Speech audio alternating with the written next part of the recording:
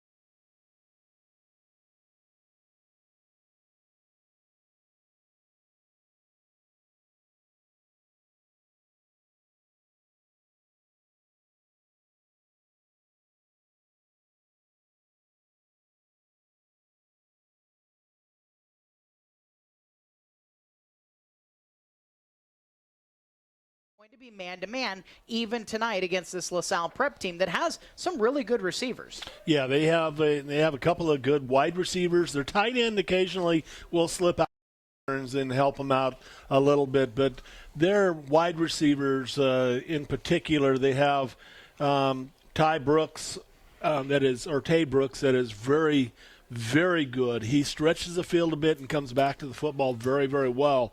And then you bring in the Cardwell and just the You want me to get Bjorkovic, whatever his name is. Bjorvik. And Dominique Pisa.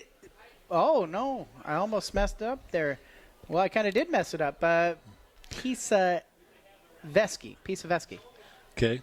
Pisaneski. There you go. Yeah. Yeah. Well, and the thing about Pisaneski, he's a senior. He's 5'9", but he's that possession guy. He finds spaces, and he's a really good blocker. Tay Brooks, their head coach, Aaron Hazel, says he's the best receiver he's ever coached. And he's coached at LaSalle Prep for 4 years, but he spent 9 years at Skyview in Washington. Wow. So he's seen some guys in his time. They have the athletes. Part of the question is going to be, how well can Justin Owens distribute the ball when he's playing quarterback? And if Ethan Edgerly comes in and plays quarterback, which they do from time to time, can he be the one who distributes the ball maybe deeper down the field, try to stretch this Hermiston defense out? I thought the thing last week Pendleton couldn't do against Hermiston was stretch them out. All the passing stuff was within 10 yards of the line of scrimmage. It allowed the safeties to be up closer to defend against the run. And it's going to be the same thing tonight, Eric. It's going to depend upon, how much pressure we keep on the quarterback. If we allow the quarterback to go ahead and be back there and setting his feet all night long, then we're going to be hurting. We're going to be hurting a little bit. We need Keaton McCamey to come through with the same type of night that he had last week, as well as the left side DN. That whole defensive line needs to step it up in this game here. If they can go ahead and contain the pass, contain Owens inside the pocket, and make him have to move in that pocket, we're going to bode fairly well. McCamey, 4 sacks last week, 6 tackles for loss behind the line of scrimmage in Hermiston's win at Pendleton. LaSalle Prep and Hermiston, are out on the field right now. Pendleton is down in Eugene. They'll take on Churchill tonight. We'll take a look through the rest of the Dan's West Coast Auto Glass scoreboard. Top half of the bracket, number 1 seed Mountain View is hosting Milwaukee. Thurston is at Silverton, Marist at Crescent Valley, and those Buckaroos are taking on the Lancers. Bottom half, the winner of this one takes on the winner of Crater at South Albany. Lebanon is at Sandy. The defending state champions are the 10th seed, taking on the number 2 team out of the Northwest Oregon Conference. And Bend is the number 15 seed, and they have the Wilsonville Wildcats, who beat LaSalle Prep last week. Captains in midfield, the coin toss is going to happen. We'll come back with your national anthem and kickoff tonight from Kennison Field to Bulldog Stadium on AM 1360 KOHU.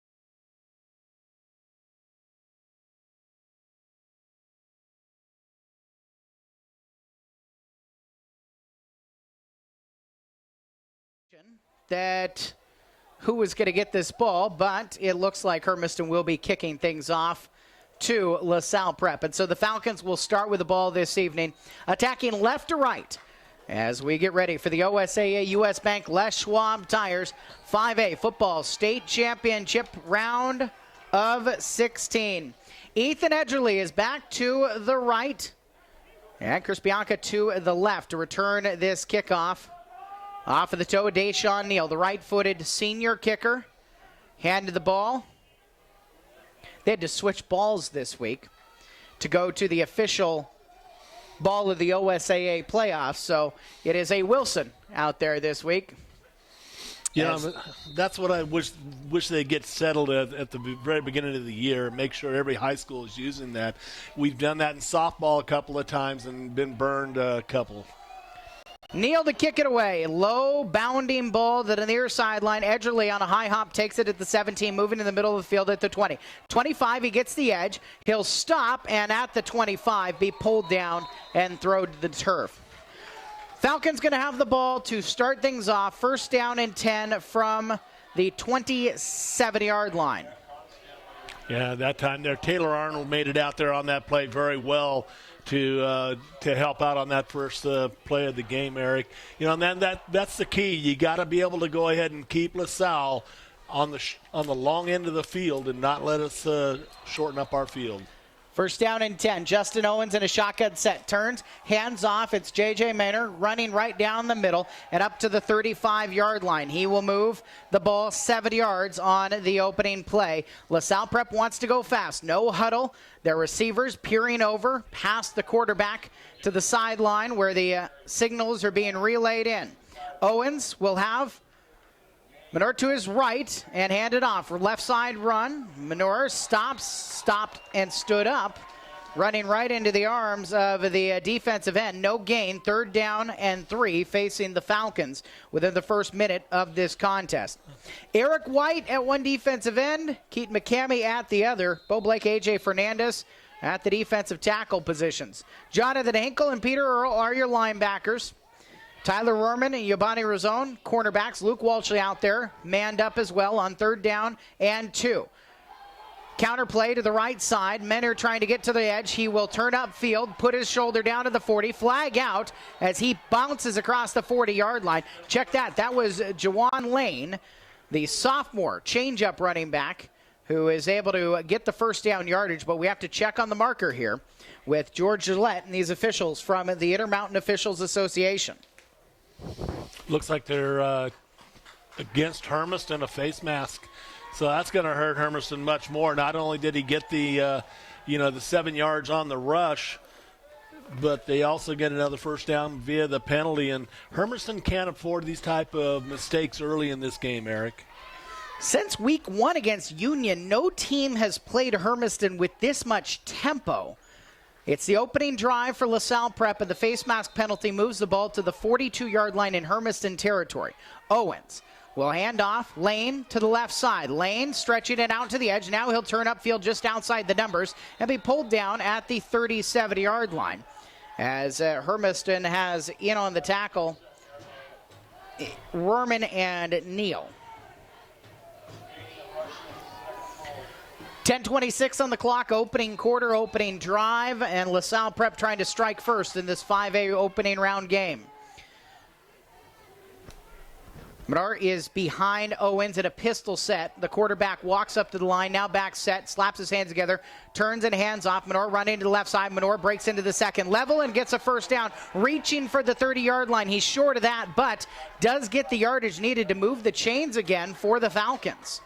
Yeah, Hermiston right now is being beat off the ball, just as we saw against Pendleton, Eric. That's the one thing. Hermiston's defensive line really needs to start stepping it up.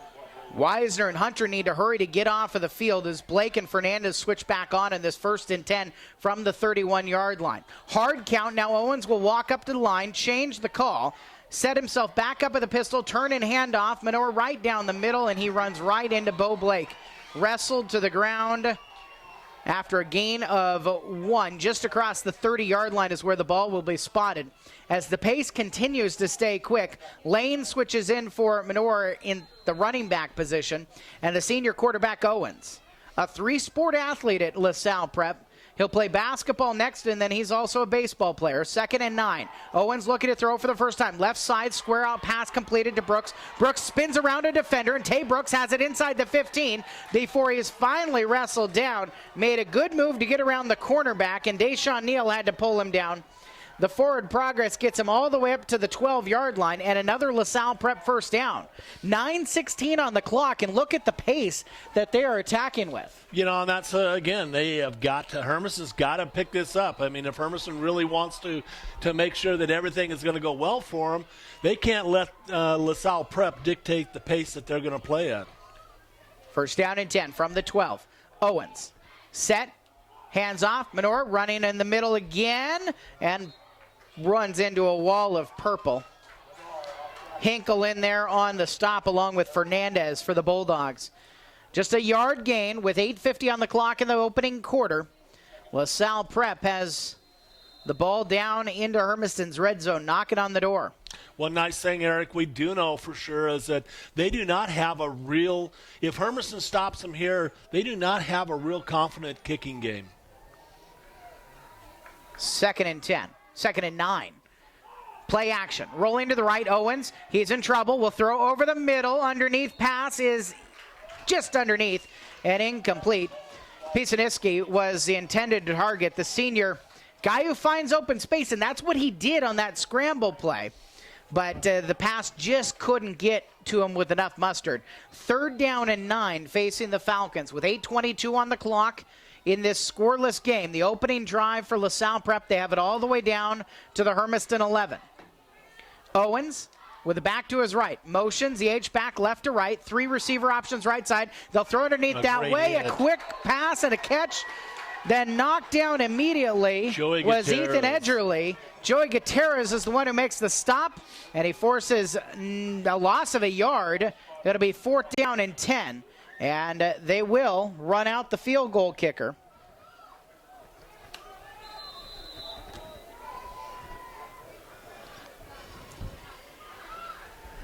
Out of the hold of Riley McDonough.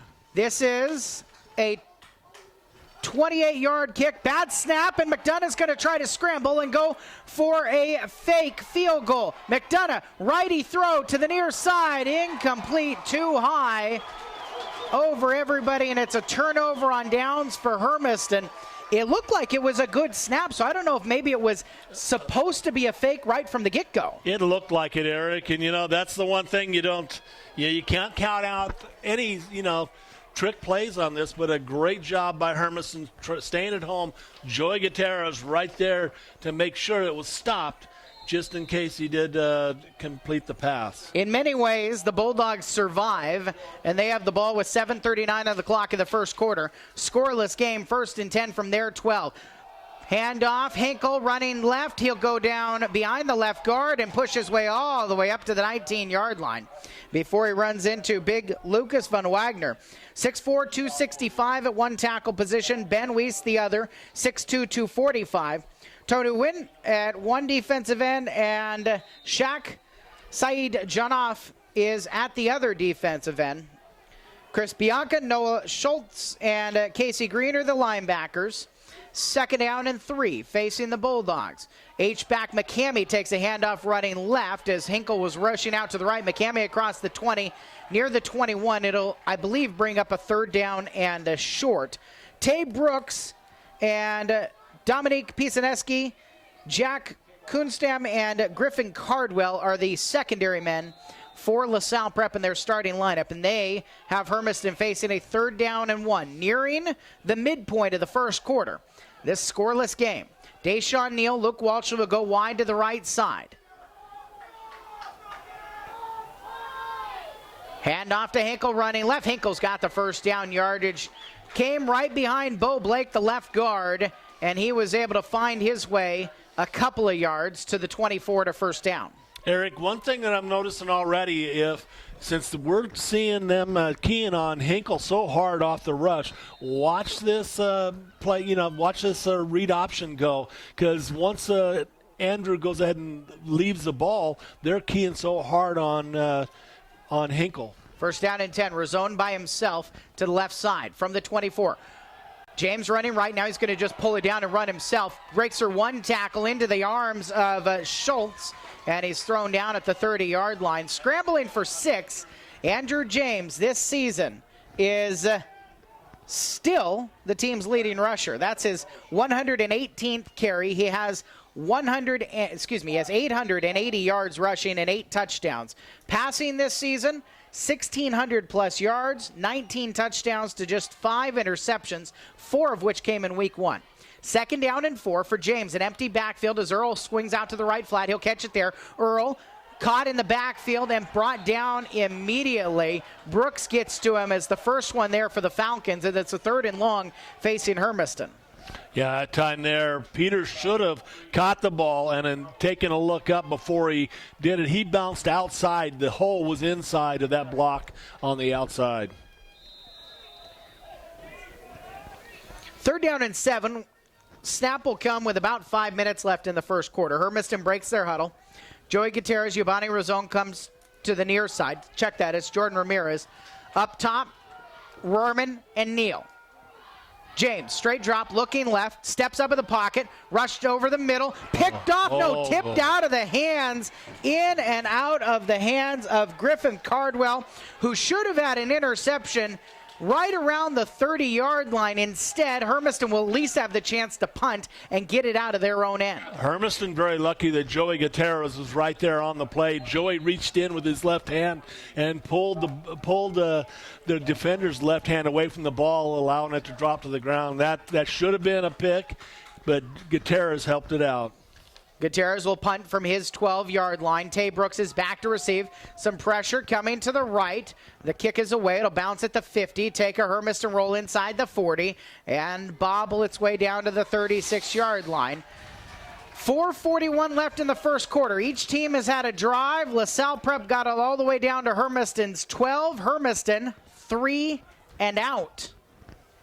Well, nice thing about it is, Eric, is right now they weren't able to really flip the field on us. This is pretty close to where they started, 2 yards difference, I believe. Wasn't it on the opening? No, it was right here on the 36 to start the game. So Hermiston is playing the field a little dangerously by almost letting them flip the field on them. Ethan Edgerly is running the quarterback position on this drive. First down and 10. He will keep it on a read option. Coming to the left side, Eric White has him bottled up, but he's finished off by Tyler Hunter, the senior, got there to help out White. White's an interesting story because he gets hurt before the first game of the season, and he doesn't get to play until last week. He finally is cleared, and so he gets to play in his very last Pendleton game, and now he gets to play in a home playoff game. Second down and 10 after no gain. Edgerly looking to throw. No, this is Owens. Deep ball right side over the top of everybody. Down the near sideline. McDonough has it into Hermiston territory all the way to the 24-yard line. Yeah, Ramirez that time there allowed him to go ahead and get off the hip, and you can't allow him to get that far out of there. 4:06 left in the first quarter, and LaSalle Prep is threatening again. Brooks is the receiver to the right. 2 options left, including the H-back for Owens at quarterback right now. He'll turn and hand. Menor running to the left side. Menor out to the edge. Breaks one tackle. Outside the numbers at the 20, down to the 15, and finally flipped out of bounds by Giovanni Razone inside of the 15 down to the 14-yard line. A 10-yard run that should have been a gain of none. Yeah, and that, you've got to be able to go ahead and make those tackles, Eric. That's right in his breadbasket, and should have been able to make that tackle for nothing there. Still Owens, Edgerly behind him. Under 4 minutes left in the first quarter. LaSalle Prep on their second drive, trying to do what they couldn't on the first. Finish this thing. First down and 10. Edgerly, sweep play to the left side. Outside the edge, he breaks one tackle, dives for the pylon, out of bounds. He stepped out, and he had the ball stretched out to the 2-yard line. Somebody tell LaSalle Prep they came out of the Northwest Oregon Conference, and they're 5-4. What a start. Yeah, they're giving us a little bit of a lesson here, Eric, and they're just absolutely beating us off. One thing we're not doing, we are not containing the corner. They're beating us outside. We need to go ahead, and the defensive ends got to get the push on the outside of that tight end. 2 in the backfield with Owens. First down and goal from the 2. Brooks will clear the backfield. Owens hands to Minor, running behind the left guard. He will get the second effort into the end zone through the arms of McCamey, and LaSalle Prep is on the board with 3:40 left in the first quarter. Yeah, that time there, Eric, we've just got to be a little bit more diligent and get some fire up on the defensive line right now. LaSalle Prep is playing like they came in, nothing to lose, and they are absolutely taking it to our defensive line. Point after attempt is up. It is true, and it's 7-0 with 3:40 left in the first quarter. You're listening to Bulldog Football on AM 1360 KOHU.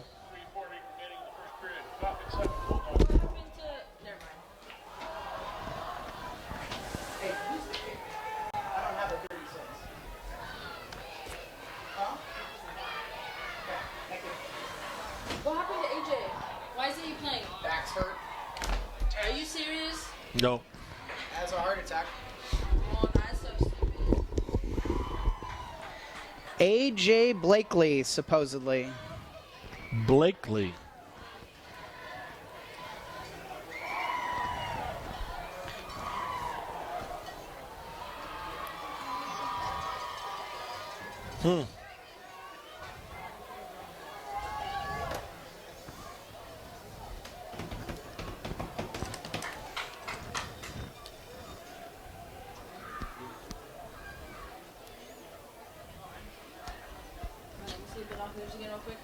He's right there. No, I'm not looking for anything. From the Old West Federal Credit Union broadcast booth, Eric Olson with you on AM 1360 KOHU. Sonny Levy as well, and the Hermiston Bulldogs.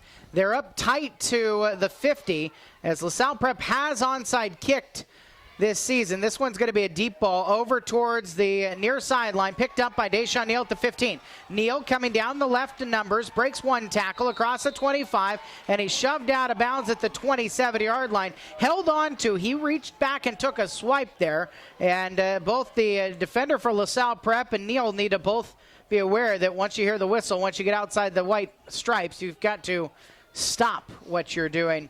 But Hermiston, they've got to start something offensively, down 7-0 with 3:33 left in the first quarter. And I said 3 and out. They did get one first down, but then the drive stalled in their own end and ended up being a punt. Andrew James has McCamey to his left shoulder and Peter Earl behind him on their first down and 10 from the 27. Hand off to Earl. Earl running in the middle. Earl is tripped up and gets just back to the line of scrimmage, where he's pulled down by Kunstam. Yeah, Eric, right now, looking at what we're doing right now, we need to go ahead and get that run on, that read option going, because that first hit right up the middle is not there.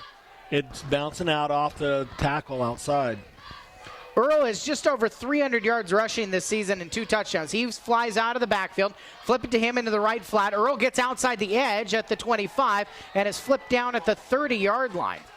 LaSalle Prep is flying around. They're showing their team speed right now, and that was Griffin Cardwell, who almost had an interception on Hermiston's first drive that gets the tackle to force a 3rd down and 7 for Hermiston with 2:43 left in the first quarter.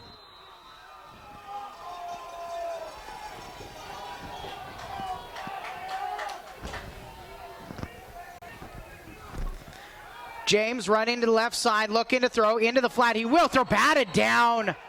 Reaching up and getting his hand onto the ball was the linebacker, Chris Bianca. It was an open look to the near sideline, but James's pass was batted away. It's another 4th down, and Hermiston has to send the punt team back out. 4th and 7 from their own 30-yard line. Yeah, Eric, right now, Hermiston, I know, kind of slow starters, but they really have to make sure that they hold, defensively this time. We're about the same place where we punted from the last time. In fact, we are right on the 30-yard line again, and we've got to have another good punt out of Joey to keep us out of trouble.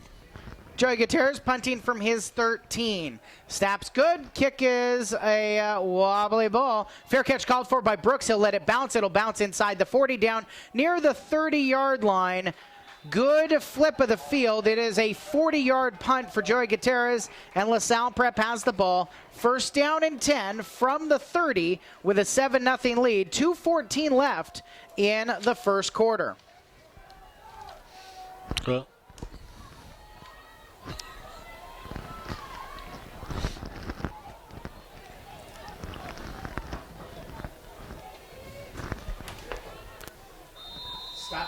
Stop it after this commercial. Just the 30-second.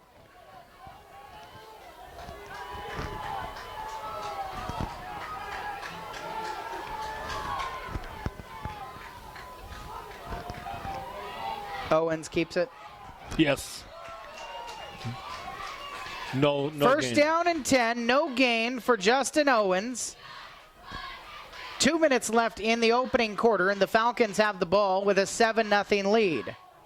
Here on AM 1360, KOHU, Hermiston.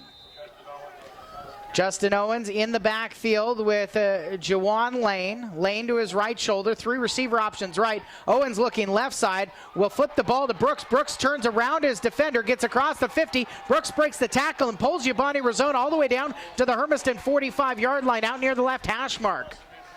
Wow, Eric, that's the one thing. We can't let them, drive us downfield like that and give them back up like that.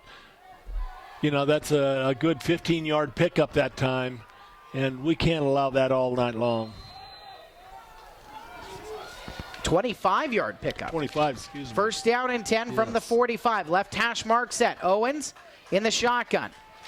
Next to him, Maynard, who takes the handoff, running behind the left guard, breaks a tackle, gets across the 40, down near the 35-yard line where he is ridden down by Deshaun Neal. But it's about a 10-yard run, and they gave it to him. And they will give it. It's a 10-yard run, and they'll move the chains. This LaSalle Prep team looking to add on to their touchdown lead with 1:16 left in the first quarter. Coming out flying, and Hermiston just has not had an answer to the tempo, nor for the running game for LaSalle Prep.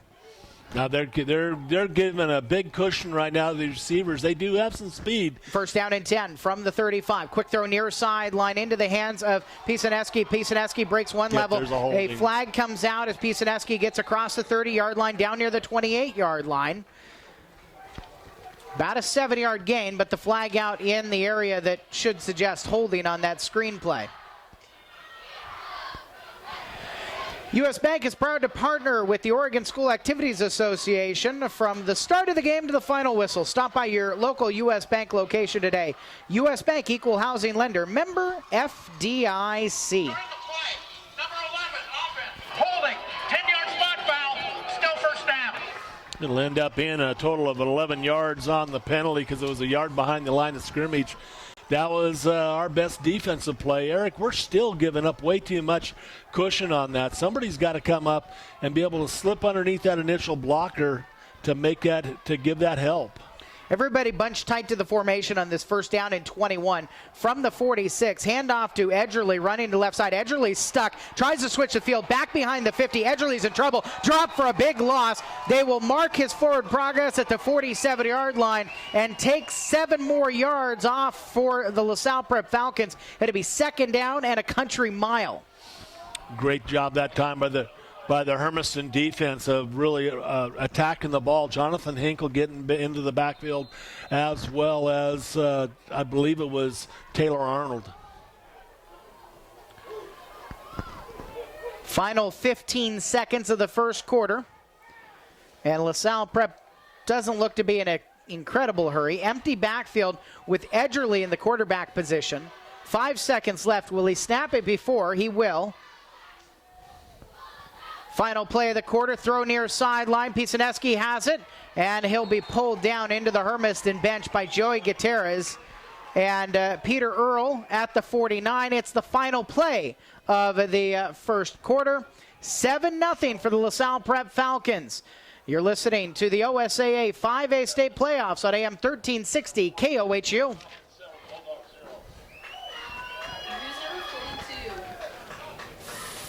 42? 42? Yeah, it's on here. It just goes 41, 43.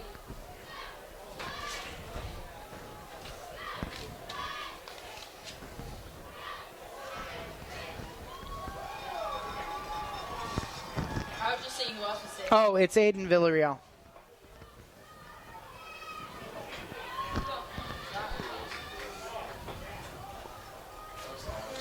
So the good thing about predictions is it doesn't matter if I'm wrong. I was going to say, your prediction might be a little This low. isn't looking great right now. This is so flat.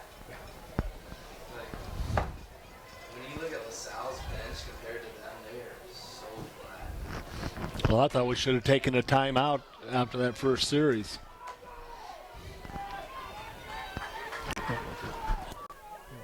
That's right. I thought we should have taken a timeout. From the Old West Federal Credit Union broadcast booth, Eric Olson, Sonny Levy with you on AM 1360 KOHU. LaSalle Prep, third down, and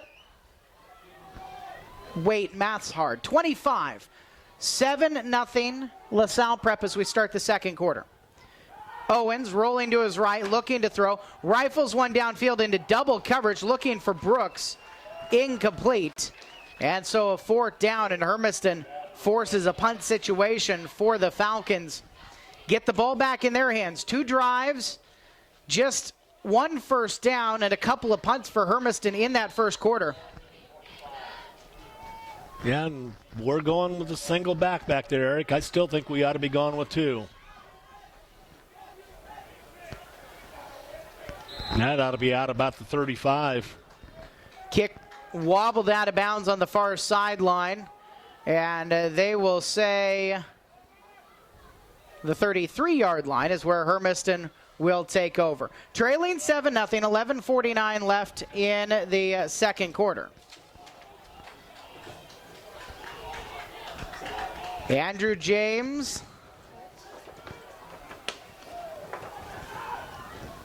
trying to get the passing game going. They really didn't throw the ball much last week against Pendleton. It's a pistol set with Jonathan Inkle behind him. 3 receiver options to the right. Nobody out to the left on this first down and 10 from the 33. James, quick throw, right side, behind Ramirez, incomplete. Yeah, that time there it was just right behind Ramirez, and that would have been a nice little gain because there is that little hole off the H-back hole back there behind the linebacker that seems to be coming pretty hard now.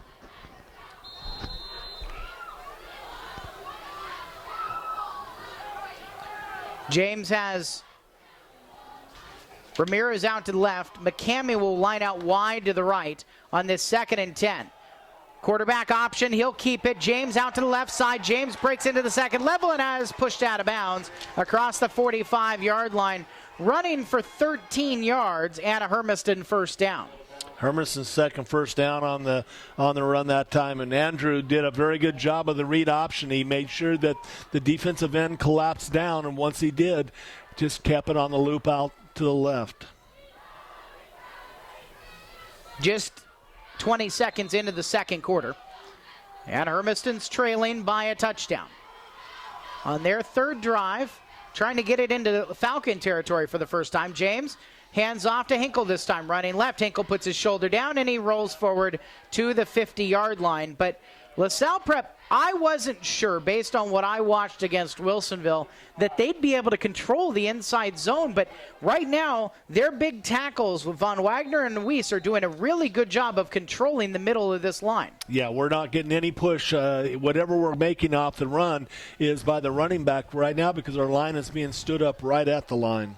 2nd down and 7. James will move Hinkle to his right shoulder. 3 receivers that way. Andrew takes the snap. Play action. Throwing over the middle. Caught by Joey Gutierrez down the middle. He goes at the 15, the 10, the 5. Game. It's a touchdown for Hermiston. Hot route down Broadway. Joey Gutierrez takes it 50 yards to the house. Yeah, that time there, and Andrew didn't miss this one.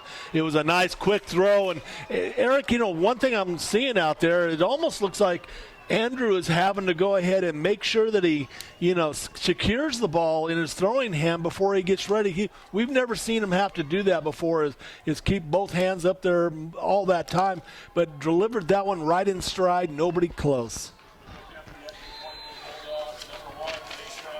Jordan Ramirez will be the holder with A.J. Tuia out. This is one of the places Hermiston had to replace.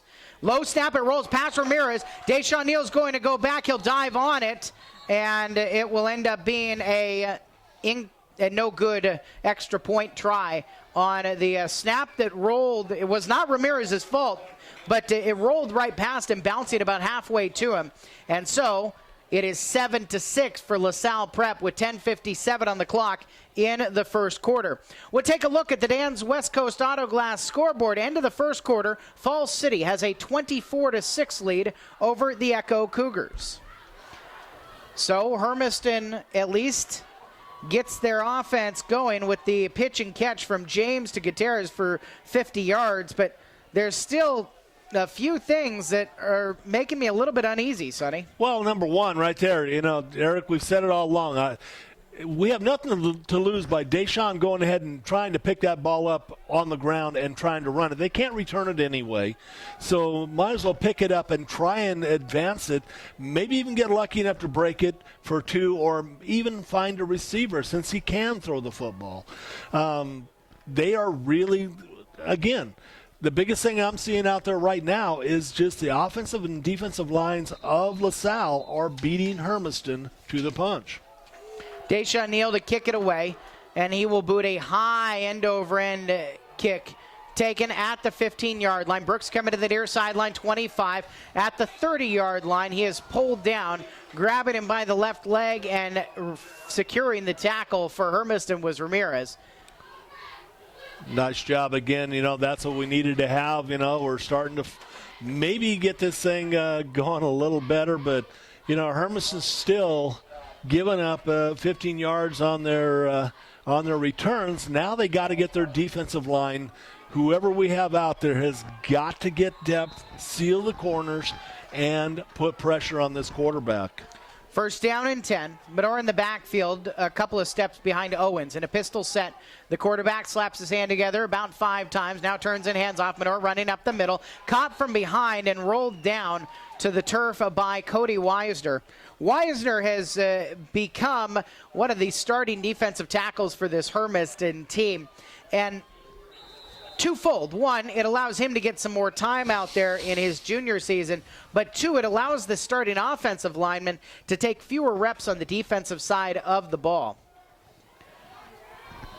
Hermiston is starting Andrew James at the Superman position. Essentially right now he's a linebacker on this 2nd down and 7. High snap, pulled down. Menor taking the handoff and hit immediately in the hole. And he is wrenched down and comes down awkwardly on his leg, and he might be in trouble. J.J. Menor came down awkwardly as he was tackled by Tyler Hunter in the hole. Yeah, that one there, he was met right again there in the hole by Cody Weisner and Tyler Hunter both. 10:04 left in the second quarter, and the trainer out to check on the senior running back for LaSalle Prep. The Falcons lead 7-6. We'll take this opportunity to hear from our sponsors on AM 1360 KOHU.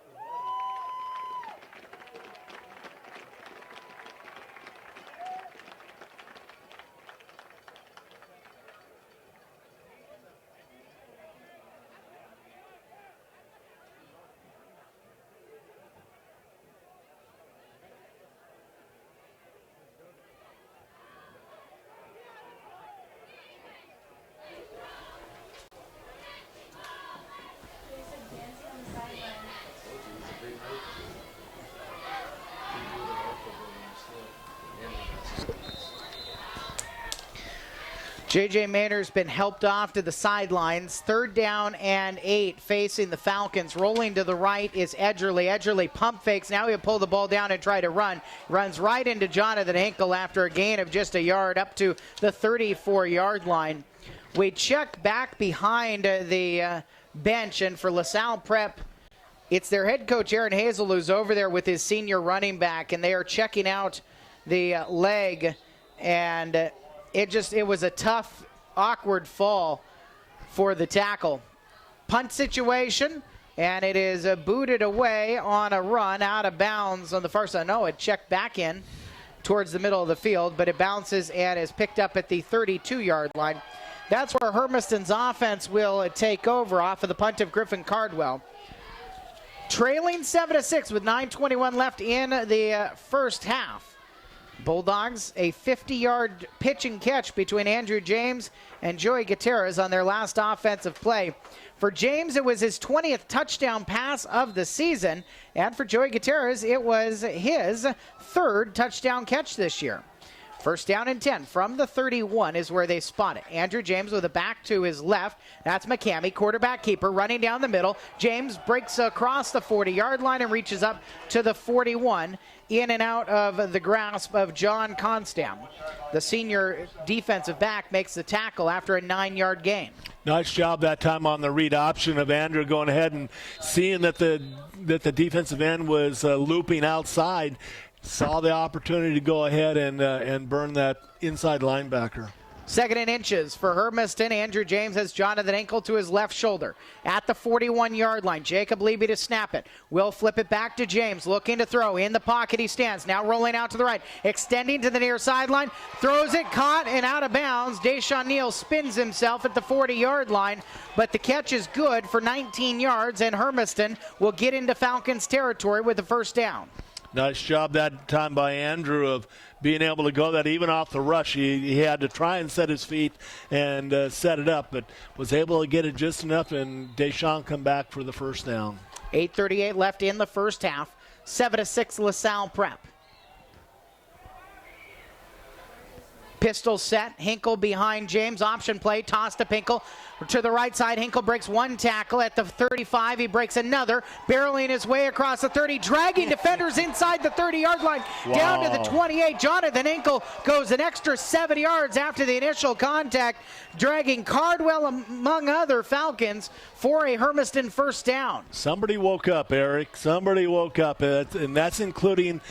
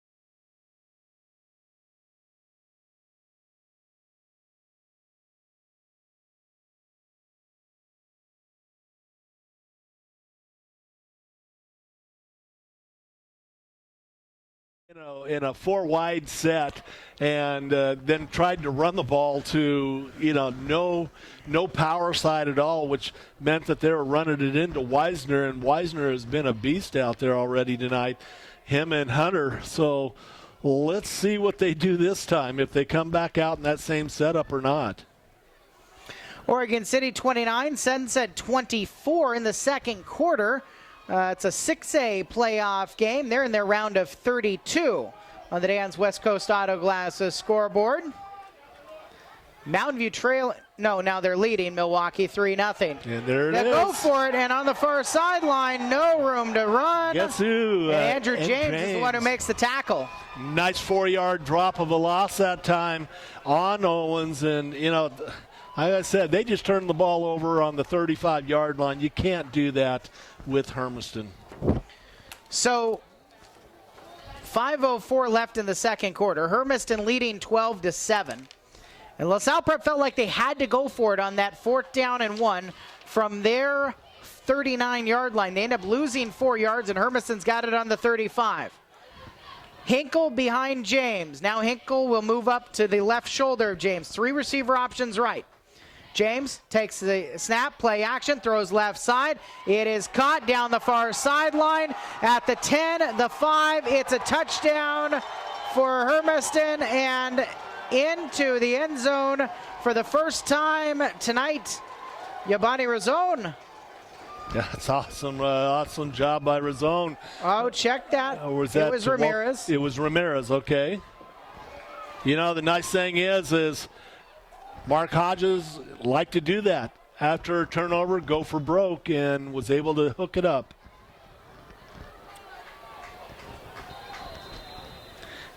So, bad snap, nothing on the first try. 2-point conversion fails on the second try. 2-point conversion again. James with Hinkle behind him. Play action. James rolling to the right. He's pressured. Throws it low for McCamey, and another 2-point conversion fails. 18-7 with 4:56 left in the second quarter. This is Bulldog football on AM 1360 KOHU.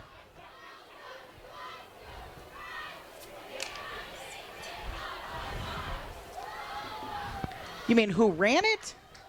Who caught it and ran it? 33. I-C-T-O-R-Y.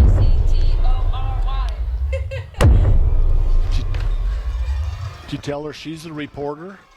I mean, I thought it was Razone. Yeah, well, but Eric, he's got his leg on fully on ice and stretched completely out. Oh, over. Yeah. What was that? 30 yards? 35 yards. 35. Do you do exact yardage or do you round to like every 5? Exact. I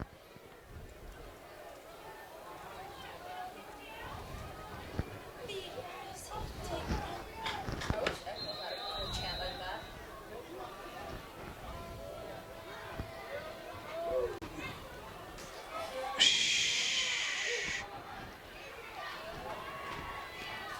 All right, after this one,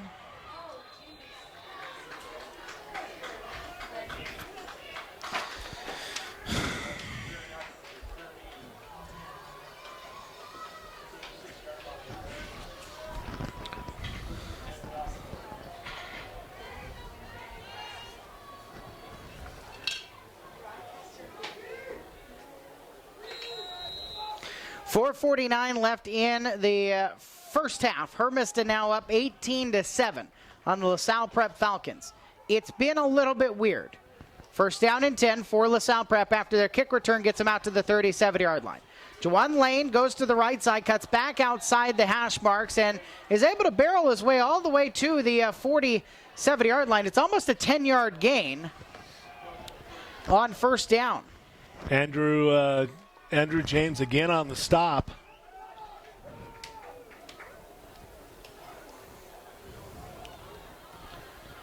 Are they looking to see if it's a first down?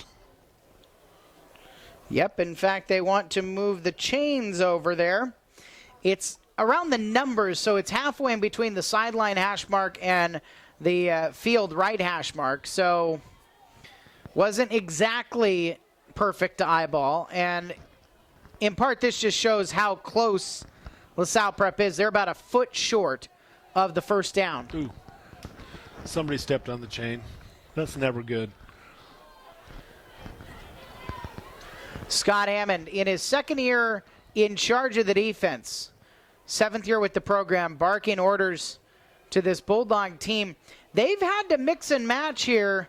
Tyler Rorman is not feeling great tonight. He's one of the ones battling the bug. And then A.J. Tuia not available this evening. So Luke Walshley is manned up in a cornerback position on the near sideline on 2nd down and inches. Hand off to Lane, counter right, breaks one tackle, gets the first down yardage as he stretches out through the arms of Eric White to the 49-yard line. First down for LaSalle, who's down to one timeout left in the first half. 4:14 left in this second quarter. The ball just short of the midfield stripe. Owens with Lane to his right. The H-back, Schultz to the left. Hand off again to Lane. He's going to switch fields out to the right side, find some space out on the wing, and is pushed out of bounds across the 45 into Hermiston territory, down to the 44-yard line. A rush of 7. Andrew James again on the hit that time, knocking him out of bounds. And, you know, that's something, again, Eric, we're not getting the seal on the corner again. And even off the misdirection or the double back, the play was designed to go ahead and come this way. He turned it back and went back to the right of Hermiston's defense. So the senior, J.J. Minor, is out. His freshman brother, James, is in at running back. Running left, gets a couple, stopped at the 42-yard line, and short of the first down by 1. In there on the tackle, Cole Campbell for Hermiston. 3rd down and 1 for LaSalle Prep, and you got to figure they're in 4-down territory. If they go for it on their side of the 50 at Hermiston's 42-yard line, you got to figure they go for it here if they don't get it on 3rd down and 1. Lane back in to the right shoulder of Owens, who will now stand up, walk towards the line of scrimmage, and check to the sideline to get a new call. 3rd down and 1. Lane cuts back to his right. Lane caught in the backfield and dropped. Flag out on the play as Lane is pulled down at the line of scrimmage. So we'll see. Peter Earl in on the stop for no gain that time. We'll see what the call is here. It's going to be a face mask call. During the play, personal foul, 15-yard face mask, number 23 on the defense, 15 yards from the end of the run, first down. Scott Hammond's palms to the sky. Cannot believe a 15-yard face mask happened on that play. And so for LaSalle Prep, it moves the ball all the way down to the 26-yard line in Hermiston territory. With 3:13 left in the second quarter, down 18-7. Falcons have put themselves in a pretty good position to get back to within one score. Lane to the left shoulder of Owens. Quarterback takes the snap, hands off to Lane. Stopped going right, and he's stuck, a loss of 2. Looked like Bo Blake in on the stop and takes Lane for -2 there. Nice job by the left side of Hermiston's defensive line of snowing in and making him turn back. The tempo is slowed a bit for LaSalle Prep. Lane behind this time. Play action. Owens rolling to his right, backing up a little bit, throws underneath, incomplete. Just kind of short-armed the ball out to Riley McDonough, and it's incompletion to bring up 3rd down and 12. But at the 28-yard line, it is definitely 4-down territory. Yeah, that time the coach is next to me. Definitely thought that they had a big gainer that time, and unfortunately, Ramirez was right there at where the pass was thrown into the ground, so he would have been right at the receiver. 3rd down and 12. Owens to throw. Deep ball, far sideline. Over the top, and Brooks has it. He ran right past the defensive back. It was stride for stride for Brooks and Razone. And Razone, for some reason, stopped, and Brooks went past him into the end zone from 28 yards out. Wow, that was unreal there, but, you know, you can't stop in the middle of your pattern like that and expect that these kids are going to stop. And I don't know whether he thought the ball was out of bounds or whatever, but definitely had a lot of room left in play. The kick is up and through for A.J. Blakely. And Hermiston's lead is down to 4 at 18-14 with 2:33 left in the second quarter.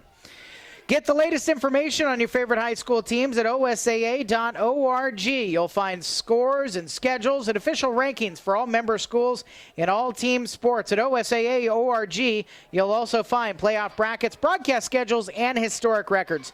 For more information, visit osaa.org today. AM 1360 KOHU Hermiston. Eric Olson and Sonny Levy with you from the Old West Federal Credit Union broadcast booth. The OSAA, U.S. Bank, Les Schwab Tires 5A football state playoff round of 16. And down in Central Oregon, 3-0 Mountain View at the half, hosting 16th seed Milwaukee. The undefeated Cougars are in a battle here in their round of 16 game. The winner of that one will take on the winner of Thurston at Silverton. As we look through the rest of the Dan's West Coast Auto Glass scoreboard, the rest of the 5A matchups look this way. Marist at Crescent Valley. Pendleton is down at Churchill. It is Crater and South Albany playing in Albany. The winner will play the winner of this one. Lebanon at Sandy and Bend is at Wilsonville, the champions of this Northwest Oregon Conference that LaSalle Prep comes out of. Now, Eric, we're back in this little stuff, formation that they showed against Wilsonville to start their game off. This time, I don't think you're going to see the little pooch kick. I think they're going to try and knock it off one of our guys right up front. It was an onside kick to start the game against Wilsonville a week ago. Now, that game ended up not going so well for LaSalle Prep, but at the start it went pretty well. Blakely to kick it away, and he will pooch it. Kick it deep. Gutierrez has it on the run at 25. Coming behind Neal, who's blocking for him at the 35, and that's where his forward progress is stopped. And Hermiston will take over the ball. 2 timeouts for them and 2:26 left into the second quarter. 18-14 is the Hermiston lead as the Bulldogs will take over offensively from the LaSalle Prep Falcons. And what we're going to do here, Reed, go ahead, sit down. You put that headset on, and I'll work you in here in between plays. Reed Middleton with Hermiston's ASB is going to join us.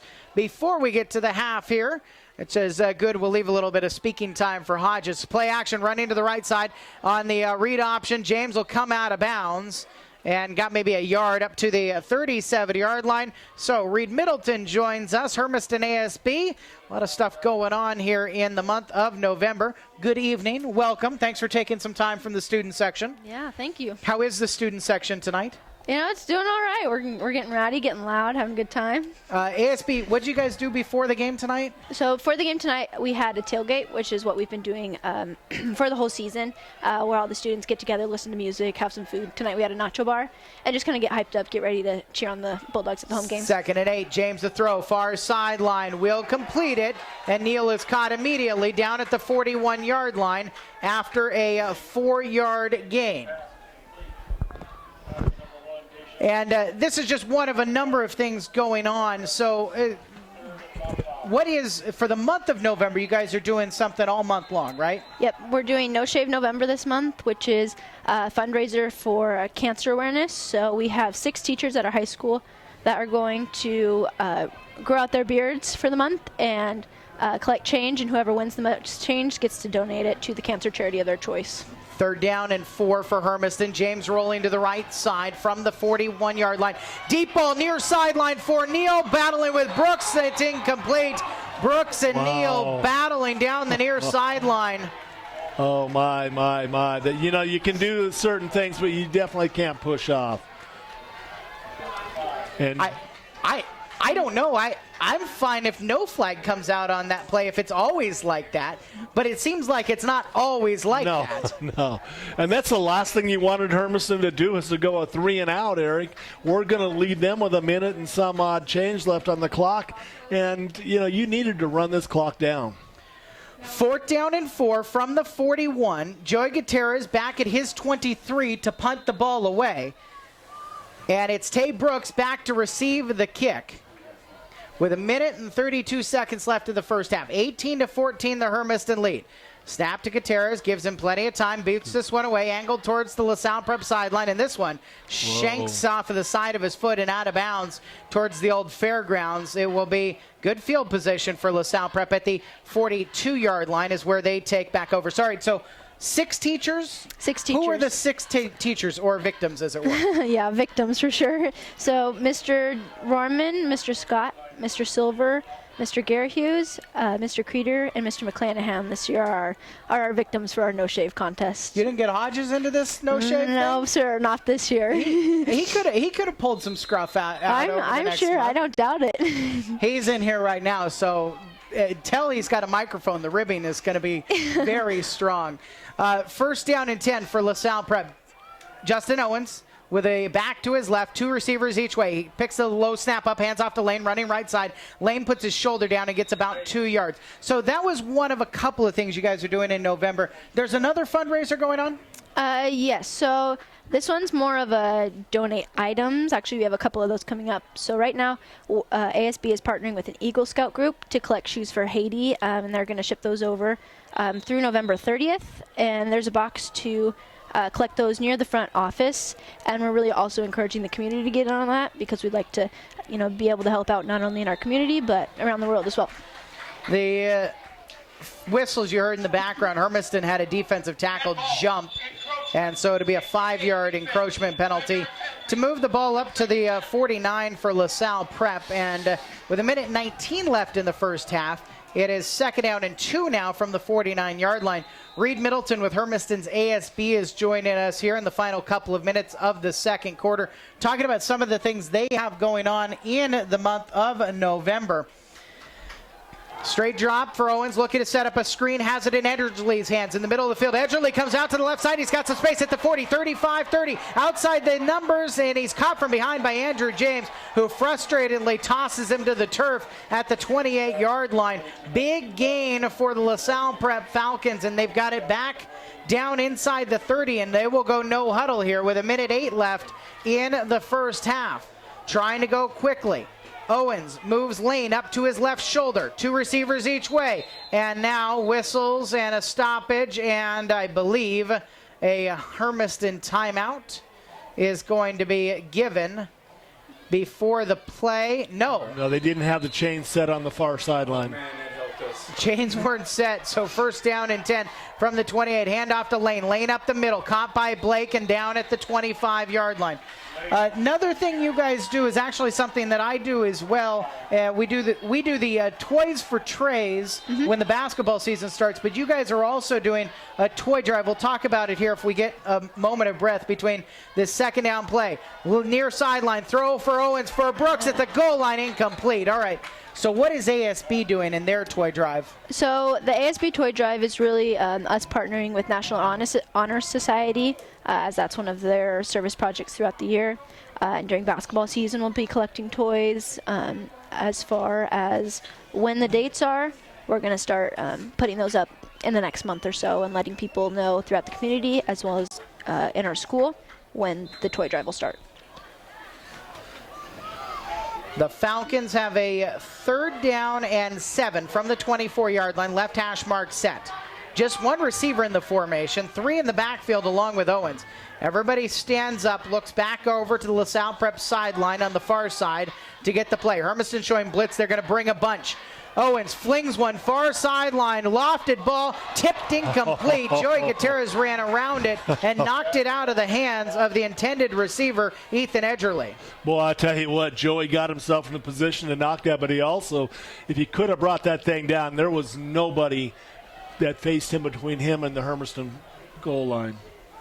So they will they're going to bring out the field goal crew and give A.J. Blakely a go at a 42-yard field goal. The right-footed kicker out of the hold of Riley McDonough. Left hash mark for him. 34 seconds left in the first half. Hermiston up by 4. The kick towards the right goalpost, not nearly enough. And it's going to be a turnover on the missed field goal with 29.3 seconds left in the first half, and Hermiston leading 18-14. Blakely angled it correctly, just didn't have nearly enough power. There's actually a guy down on the sidelines tonight that could have kicked that one with his eyes closed. Luis Medina of that 2014 state championship team is one of a number of former Bulldogs who are here at this first round playoff game. So the toy drive and the food drive that's going to go on in actually all the schools in the district. And then Reed Middleton with us with the Hermiston ASB. Let's get this first down and 10 play away. I want to ask about what's going on this weekend. James to throw over the middle to Neal. Goes up and catches it and across the 40-yard line. Has the ball. And Hermiston, well, the near side line judge was acting like they were going to call a timeout, but Hermiston wants to get on the ball. Clock is stopped with 24 seconds while the chains are moved. James, as the chains are run, will take the snap. He's going to throw again on this first down. Deep over the middle. Gutierrez has it at 40 into LaSalle prep territory. Gutierrez fighting his way inside the 30, all the way down to the 25-yard line. With 11 seconds left, the clock is stopped. Hermiston, I think now, not right now, showing that they want their timeout. Now David Faitete will take his timeout. Give him a couple of plays probably here before half, leading 18-14. And Hermiston will actually have one timeout as well. Okay, so this weekend, what's going on? Our ASB team is going down to Seaside this weekend for OASC Fall Conference, and that's a place where they get to really go and expand some leadership skills, as well as elect new state reps for the entire state of Oregon to lead us through the next year. And the really cool thing about that is that we have a gal from our leadership class, actually our vice president, is Salle Urenda, running for a position there, and so we're really pulling for her and pushing for her to get that position, because she's going to do great things for our state if she gets that. Is there a long-term vision as you look for 6 more months or so, it's 7 more months in this school year, what you want to see happen with ASB here in this run out to the end of the school year? Yeah, so this year we're really pushing student involvement. The last couple years have been good growing years for that. Our basketball games, we want to get more people going to that, as well as the rest of our winter sports, and just being able to get ASB out there more and making sure that all of our student body is involved instead of just a select few. Play action by Andrew James on first down to 10. James will throw towards the end zone. It is tipped out of the hands of a defender as Hermiston ended up having their intended receiver, Jordan Ramirez, become a defensive back on that play to make sure there wasn't a pick in the end zone. Leaves 5.2 seconds left in the half from the 25-yard line, second down and 10. And Hermiston's just going to take another shot at the end zone. You'd be looking at something in the range of 42 yards or so, and it was outside of A.J. Blakely's range for LaSalle Prep 30 seconds ago on the game clock, and it's outside of the range of Deshaun Neal, so they're not going to try it. Neal and Brooks locked up on the outside. Andrew James going to face a 4-man rush. Plenty of time in the pocket. Deep ball to the end zone. Neal came inside. He's got it inside everybody. At the goal line, touchdown Hermiston. A 25-yard touchdown at the buzzer. And Hermiston will go into the locker room with a 2-score lead. How did Neal get that wide open? Well, Andrew actually kind of, maybe underthrew it a little bit. And Deshaun adjusted, came inside on the throw, and just went up for a jump ball. Nice job by Deshaun Neal of making sure that when he saw that pass kind of going towards the center of the goalpost, adjusting quickly. 14th touchdown catch of the season for Deshaun Neal. He's got about 900 yards receiving. Deshaun Neal now the extra point. The kick is up, it is through, and it is halftime with Hermiston in front, 25-14. Neal from James at the buzzer. What a way to end the first half. Reed Middleton, we appreciate the time. Thanks for coming up. Don't be a stranger. Come back Yes, during sir. basketball season. All if you guys right. want to talk about something, Okay. bring Ryan along. I will. I know he'd like to come Yes. up. I'd love to get on. For And sure. yeah, we can do that too. And we will, when we come back, Mark Hodges, the head coach of the 2014 state champion Hermiston football team, will join us on the Tom Denchel Ford Country halftime show. That's after this 2-minute break. Hermiston at the half in front, 25-14 on AM 1360 KOHU.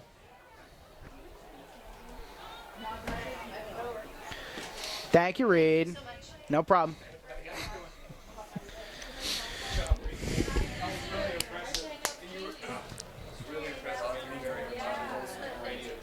Yes. Cole Campbell, Highland Hills Elementary. AJ Highland Hills Elementary School. Keaton McCamey, Rocky Heights Elementary School. Jordan Ramirez, Sunset Elementary. Cody Wisner, Ebner Elementary School.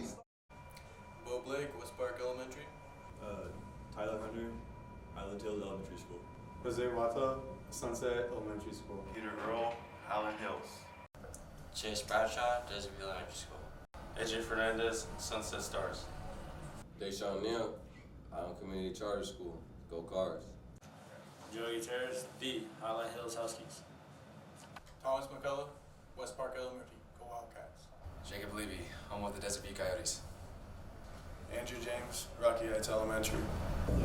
My name is Taylor Arnold, and I went to Rocky Heights Elementary School. Tyler Rorman, Highland Hills Elementary School. Yvonne Ruzon, McNary Heights. Jonathan Hinkle, Highland Hills Elementary. Garen Anderson, West Park Elementary School. Luke Walshley, Desert View Elementary. Cole Campbell, Highland Hills Elementary. AJ Tuya, Highland Hills Elementary School. Keaton McCamey, Rocky Heights Elementary School. Jordan Ramirez.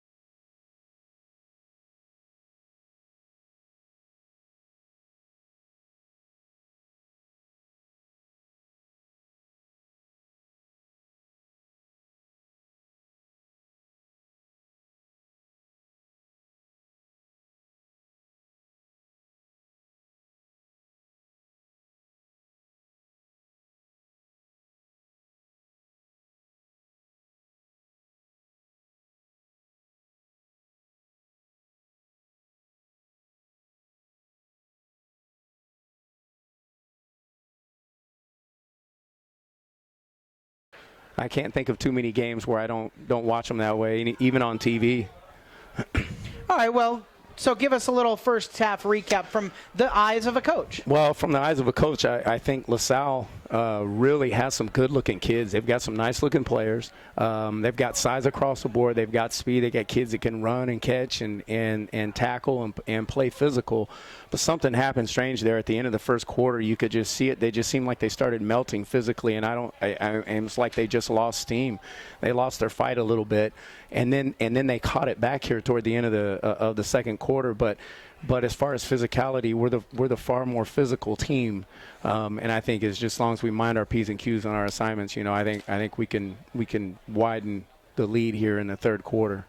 They had the injury to their senior starting quarterback, running back, J.J. Right. Menor. Right. What is the impact to a team, and how do you handle a sideline as a coach when you have somebody like that go down and you're not getting him back? Ethan Stowe in the state championship game comes to mind. Oh yeah, you always have a plan B, and that's exactly what happened with us in the state championship game. We had a plan B. We were ready to go in case somebody like Ethan went down or Carson Mortar was our other deep weapon, but in particular, it wasn't the effect offensively. It was the effect that it had on us defensively that caused our offensive game plan to morph into something different, and that was that we felt like we had to limit the number of opportunities and possessions in the second half because they had a good strong arm quarterback, Silverton did, and a good receiver.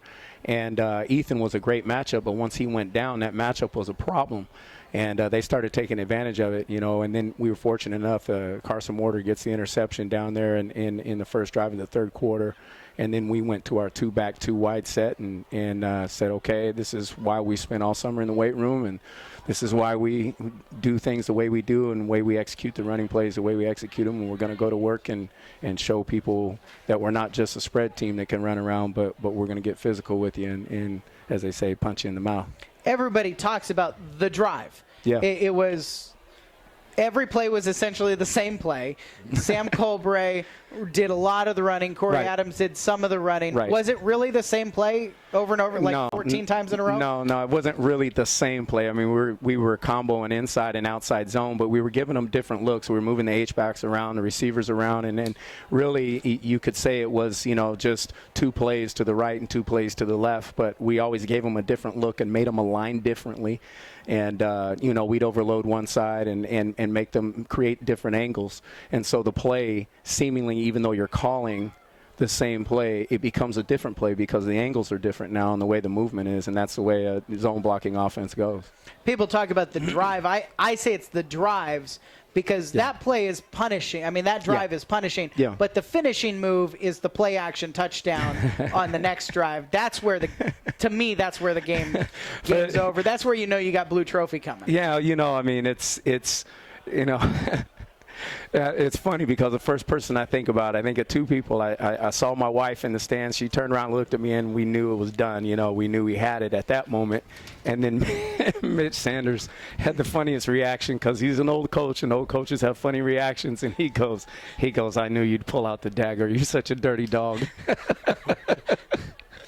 Mark Hodges with us here on the Tom Denchel Ford Country Halftime Show. Hermiston leading 25-14.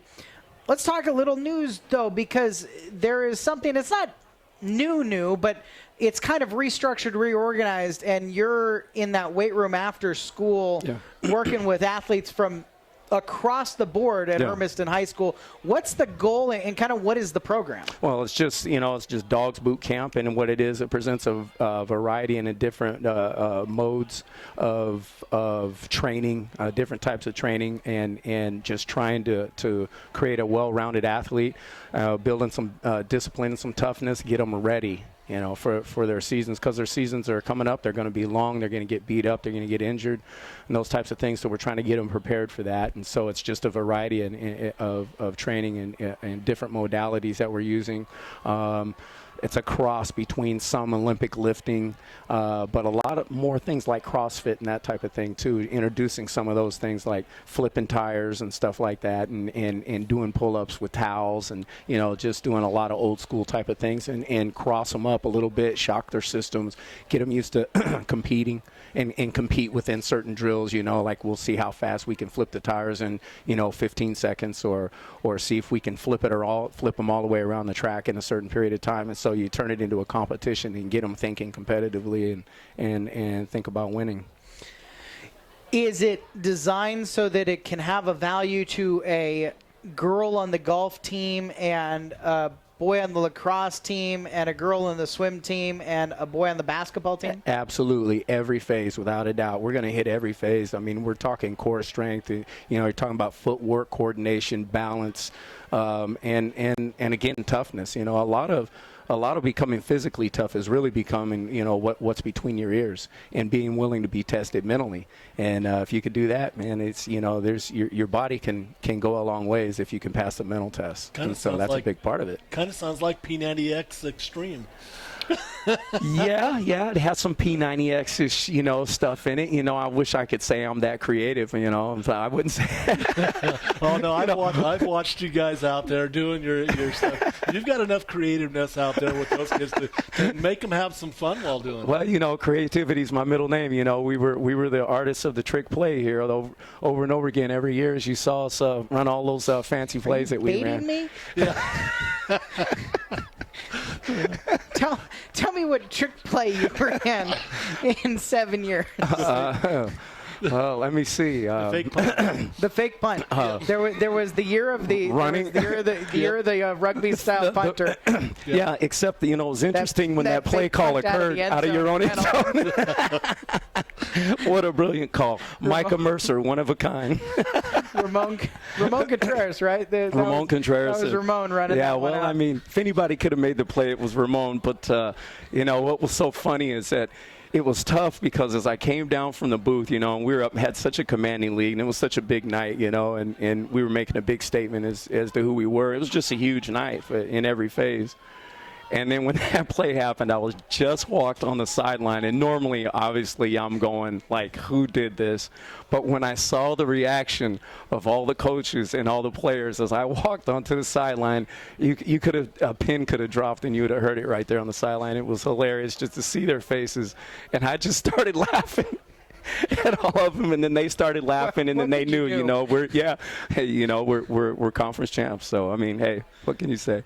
Mark Hodges with us here on the Tom Denchel Ford Country Halftime Show. 25-14, Hermiston at the half. Let me get you out of here on this. What are your thoughts on this is the farewell tour? This is the goodbye to Oregon and the OSAA. Joining the Mid-Columbia Conference and the WIAA next year. You're still helping out with the track and field program. You still have David's ear when he asked for some counsel. So you're in this Hermiston program. What do you think about this move? I love it. I think it's exactly what the doctor ordered. I think it helps us in so many ways. It's first going to help us academically. It's going to keep kids in the building a lot more. I mean, we need them to attend school, and they need to be there, and they need to have those positive interactions and so on. And so we need them right here building that culture of school spirit and believing in what we're doing. So first and foremost, that's going to help us. Secondly, I think it's going to create some nice rivalries. I think we have some budding rivalries going, and you could even kind of see it because we had built it during the Tri-Cities camp and so on. We had gone up there and had some pretty physical battles with Kamike, and I mean when they came here in 2014, they knew us pretty well. We knew each other well, and it was two pretty physical teams getting after it. So I think that's going to be great. But I think the big thing, and I think my message would be to everyone is that we're really going to have to grow up because it's going to be a big challenge. And I think the community's really got to get behind the school. Not that they haven't, but I mean even more than what we have. I think we got to reach out. We got to reach out to more athletes to come in and be involved. We need numbers on the football team. I know David wants to play, a lot of kids one way and not two ways. So that's going to present opportunities. I think our youth leagues and our middle schools got to be restructured. I think the community with the leadership of Larry Usher can get behind Larry's vision of how to expand things and really make this thing fly. But we're going to have to all row in the same direction. Yeah, a good example. I was up here during the 8th grade game briefly a couple of weeks ago, and somebody said there's 60 guys down there. And I said, it needs to be 100 to 120. Yeah. If there are 170 girls basketball players in the 8th grade, there needs to be 120 8th graders coming up to the high school level so that you get that to compete up there. The high school freshman program's probably got to have closer to 50 or 60 in it instead of 30. Your numbers are right on, if not even more. I mean, that's the way the numbers need to look. And to me, a football program and the health of a football program and the guys out there playing it is the measurement of the health of a community. I think it says a lot about what your community's doing and what their young men are doing and how they're spending their time and it represents a gentleman warrior type of mentality in your community, which is needed. And so the football program needs to flourish, and needs to be healthy, and needs to be nurtured, and it needs to have a ton of support. And so the whole community is going to have to get behind it and go, okay, we're all going to row in the same direction and believe in Coach Faitete and the program. Coach Faitete and the program coming out from the locker room right now. Final minutes here of halftime. Hermiston in front 25-14. This was about half of what a chalk talk would have been when you were the head coach, but we appreciate you joining us. Did we ever talk about football? I wonder. Every once in a blue moon, we'd put some football in there as well. But as ever, Mark, we appreciate it. It's a pleasure, and it's an honor. You guys are professionals. You guys do a great job. Rain or shine. Thank you, guys. You bet. Rain or shine, dogs all the time. And it's the Tom Denchel Ford Country Halftime Show. We'll come back first half stats, second half kickoff here on AM 1360 KOHU. Thank you. One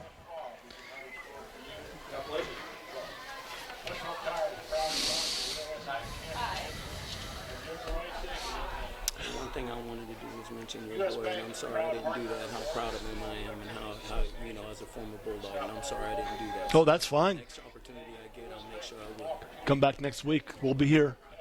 All right, but hey, he's still in San Diego, and just got his new Games live on OSA.tv. It's your one-stop for all the high school championships throughout the year.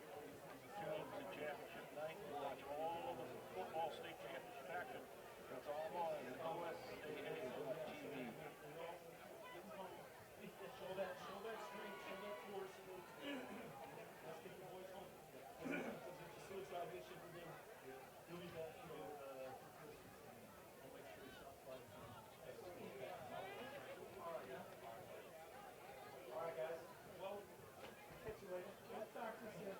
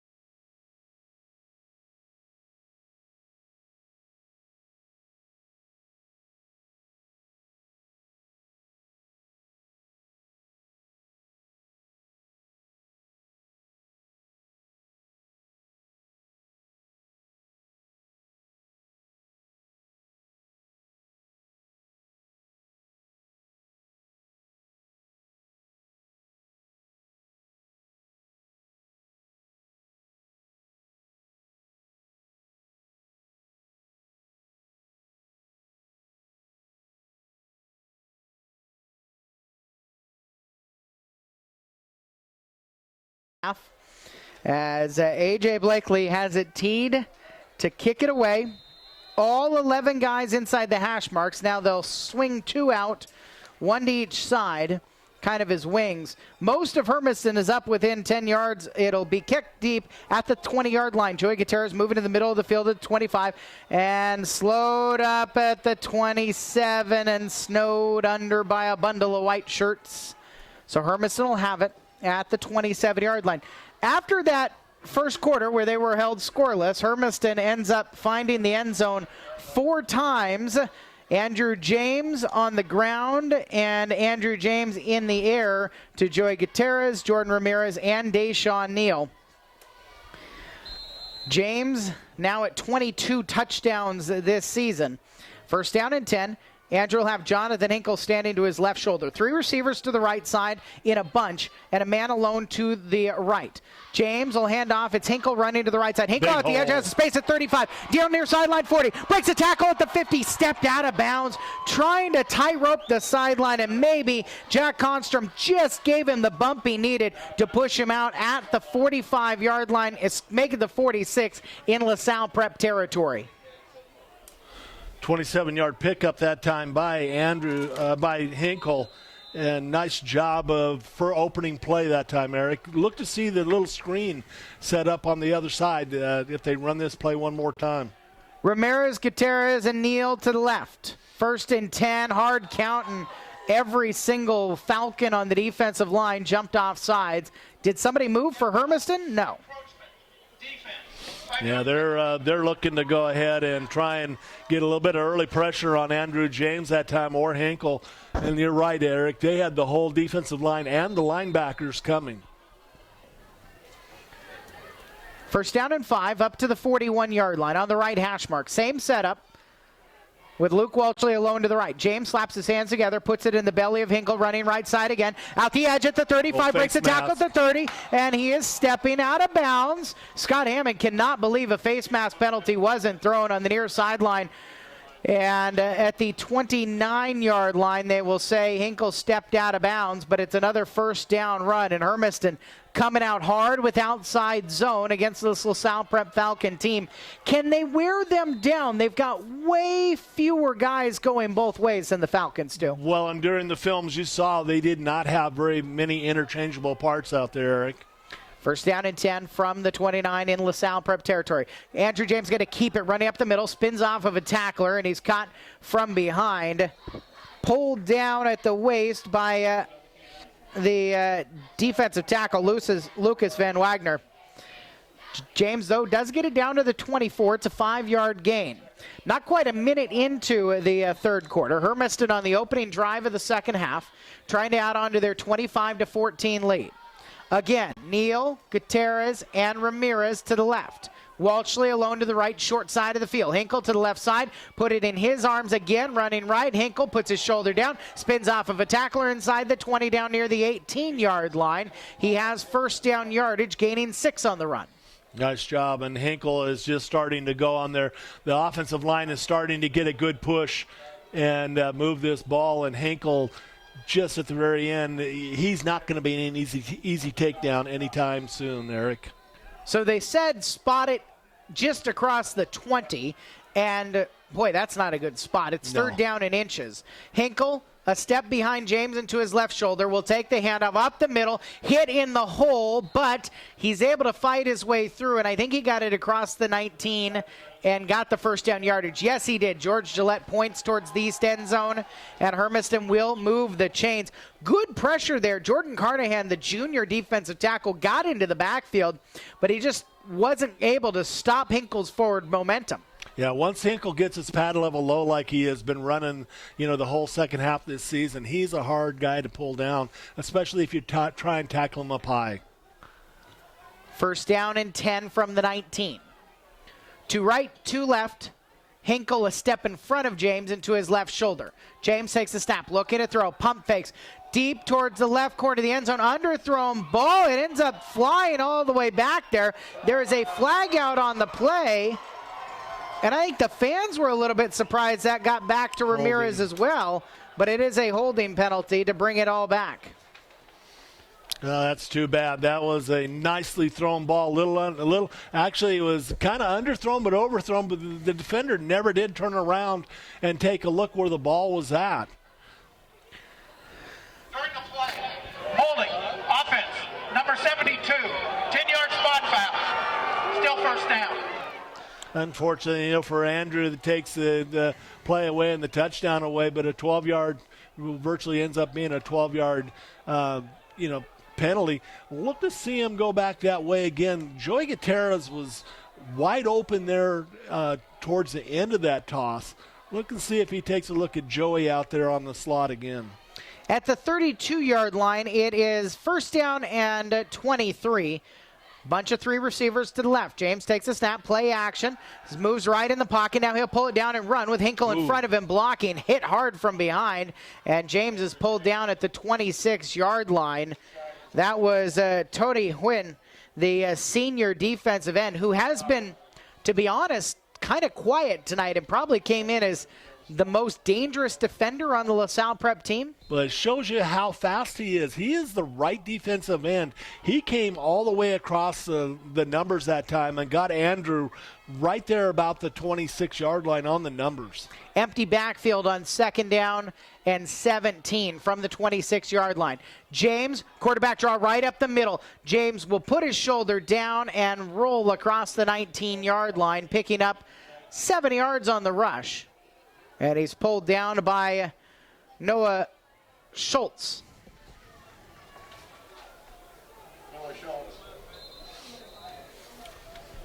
Yeah, here's the time, Eric. This is definitely 4-down territory for Hermiston. Yeah, they've got two plays to get first down here. 3rd and 10 from the 19. Pistol set. He's got the inside angle if he wants it. Move Hinkle out of the backfield right. Look back to the left, underthrown on the screen play with Wynn in the lap of James. It's underthrown and incomplete. Yeah, not much Andrew could do about that one other than try and lob it up, and that's just asking for a lot of trouble. You don't get that ball, up where you need it. 8:21 left in the third quarter, 25-14 the Hermiston lead, trying to convert a 4th down and 10 from the 19-yard line. Hermiston converted a 25-yard touchdown pass to Deshaun Neal at the buzzer at halftime to take the 2-score lead into the locker room. Empty backfield for James, looking left, steps up in the pocket, throws over the middle, tipped into the air off of Neal's hands and just too far for Hinkle, incomplete. That was right in Deshaun's hands. Should have had that one probably for 6, if not 6, right around the 4-yard line to be tackled. That was a well-thrown pass by Andrew. Turnover on downs, and LaSalle Prep's going to get the ball with 8:16 left in the third quarter, trailing 25-14. Last update we had, halftime at Falls City, Echo was down 42-12 on the Dan's West Coast Auto Class scoreboard.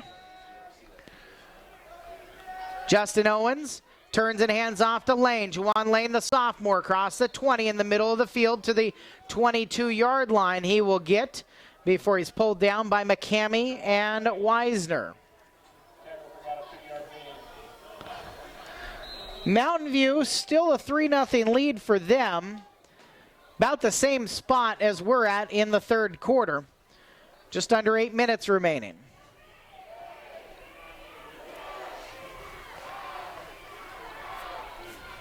Ontario beat Banks 41-40. How about that score? Lane running out to the right side, far sideline, gets around one defender and is able to dive forward, gaining about a yard up to the 23-yard line.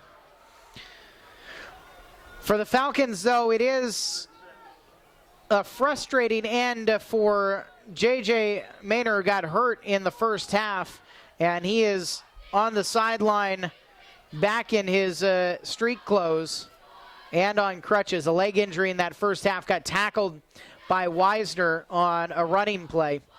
3rd down and 7 for the Falcons. Owens, toss play to the left side. Brooks has it, trying to get to the edge. Brooks is slowed up and then pulled down. Finished off by Luke Walshley, but it was James and McCamey who were able to slow Tay Brooks up and force the 4th down after a 1-yard gain. 4th down and 5 facing the Falcons, and their punt team will come out.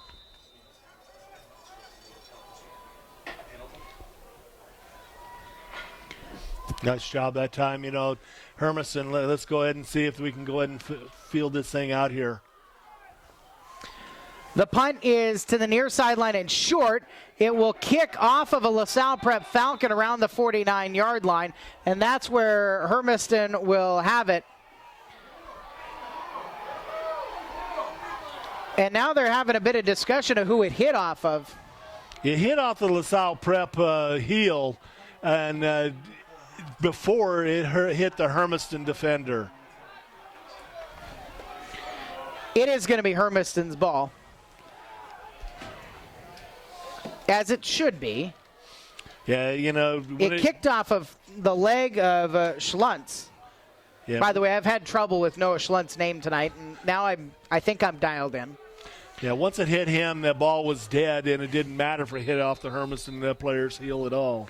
First down and 10 from the 48 is where Hermiston has it, just short of midfield, leading 25-14 with 6:23 left. Handoff to Earl running right. Earl's caught in the backfield, and that was a good play by Shaq Saeed Jonoff to come from the right defensive end and get there to stop Earl for no gain.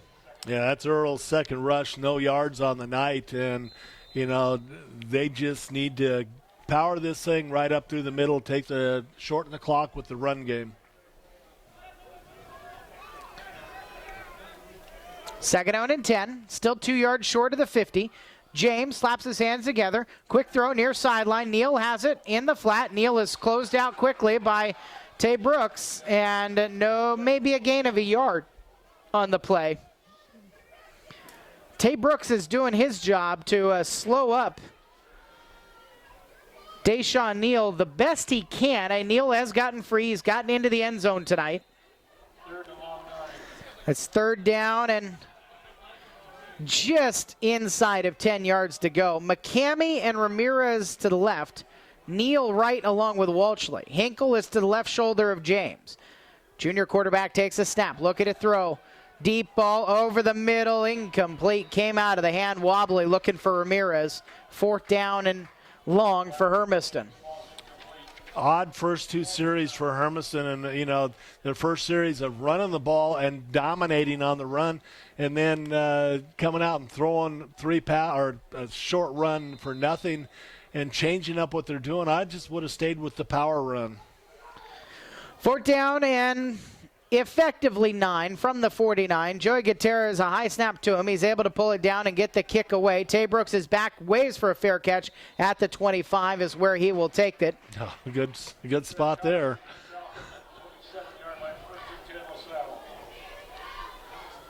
It's 5-0. I don't even want to talk about that spot. 5:01 left in the third quarter, 25-14. It's not an over and back call. Basketball season's still a month away. It's 1 yard, it's 3 feet, but it's just silly. Silly, I tell you. LaSalle Prep back out on the field, down by 2 scores. 5:01 left in the third quarter. Owen slaps his hands together, looks to throw quickly, lobs it to Lane in the right flat. Lane, the sophomore, running back across the 30 up near the 31-yard line, where he's pulled down by Joey Gutierrez and friends. Looks like that was Taylor Arnold who got out there. LaSalle Prep going quickly after the 5-yard gain. Second down and 5 to go from the 32-yard line. Owens now will stand up, walk towards the line of scrimmage, look to get signals from the far sideline, move Lane to his right shoulder, take the snap and put it in Lane's belly, running left. Lane caught from behind and thrown down immediately. It was another big play in the middle by Cody Weisner. Yeah, Weisner just playing, being a beast there, keeping him to no yards on the gain that time for Lane. Cody Weisner is making a strong case for the Delish Bistro player of the game, which we'll decide after this thing's over. 4 minutes left in the third quarter. 25-14 Hermiston. Owens on third down and 6. Moves Brooks left to right across the formation. 2 wide right side now, and Owens is going to roll that way. To throw, lobs it downfield. Brooks has it, shoved out of bounds across the 40 to the 42. A 10-yard gain and a first down for the Falcons. Joey Gutierrez on the hit that time on the sideline to force them out of bounds. Did a very good job that time of coverage, just may have given them a little bit too much yardage. Little bit of a pause here before this first down and 10 play. Owens again will motion Brooks out of the backfield, out to the right side. Handoff, Lane running left. Lane breaks 1 tackle but loses yardage back to the 40-yard line. McCamey slowed him up, and Earl and Hinkle finished him off for the loss of 2. Wow, end of 3 quarters in Central Oregon. On the Dan's West Coast Auto Glass scoreboard, 3-0 still. Mountain View is in front, albeit by nail-biting proportions. Second down and long. Toss play. Brooks running right side. Brooks on the edge. He breaks away from one tackler and another. Switching the field, coming to the near sideline now. And Andrew James is able to pull him down along with Deshaun Neal. Ends up being about 40 yards of running and no gain. You got to like that one. You know, you run forever and you get a 1-yard pickup out of it. 2:45 left in the third quarter. Hermiston's lead is 11. Brooks near sideline with Pisadeski. 2 receivers right for Owens. To throw. Owens pressured on the backside by McCammon. Throws over the middle. Picked up by Gutierrez at the 45. Joey's whirring out to the far sideline at the 40. Breaks a tackle. Joey's going to get slowed up and thrown down at the 37-yard line. It's a return of 8 yards and an interception for Hermiston's defensive back, Joey Gutierrez. That's his third in the last 3 games. Eric just did a great job picking that off, and he read that all the way. He was looking for number 3 out there, and Gutierrez stepped in front for 8 yards. It is his 6th interception this season. And he's got his return total now up above 90 yards. Joey is a 3-year guy on the defensive side of the ball. And in his career, he has taken the ball away now 11 interceptions. David Fiantete is going to call a timeout before this first down play after the interception. 2:21 left in the third quarter. Hermiston 25-14. We'll take the break here on AM 1360 KOHU.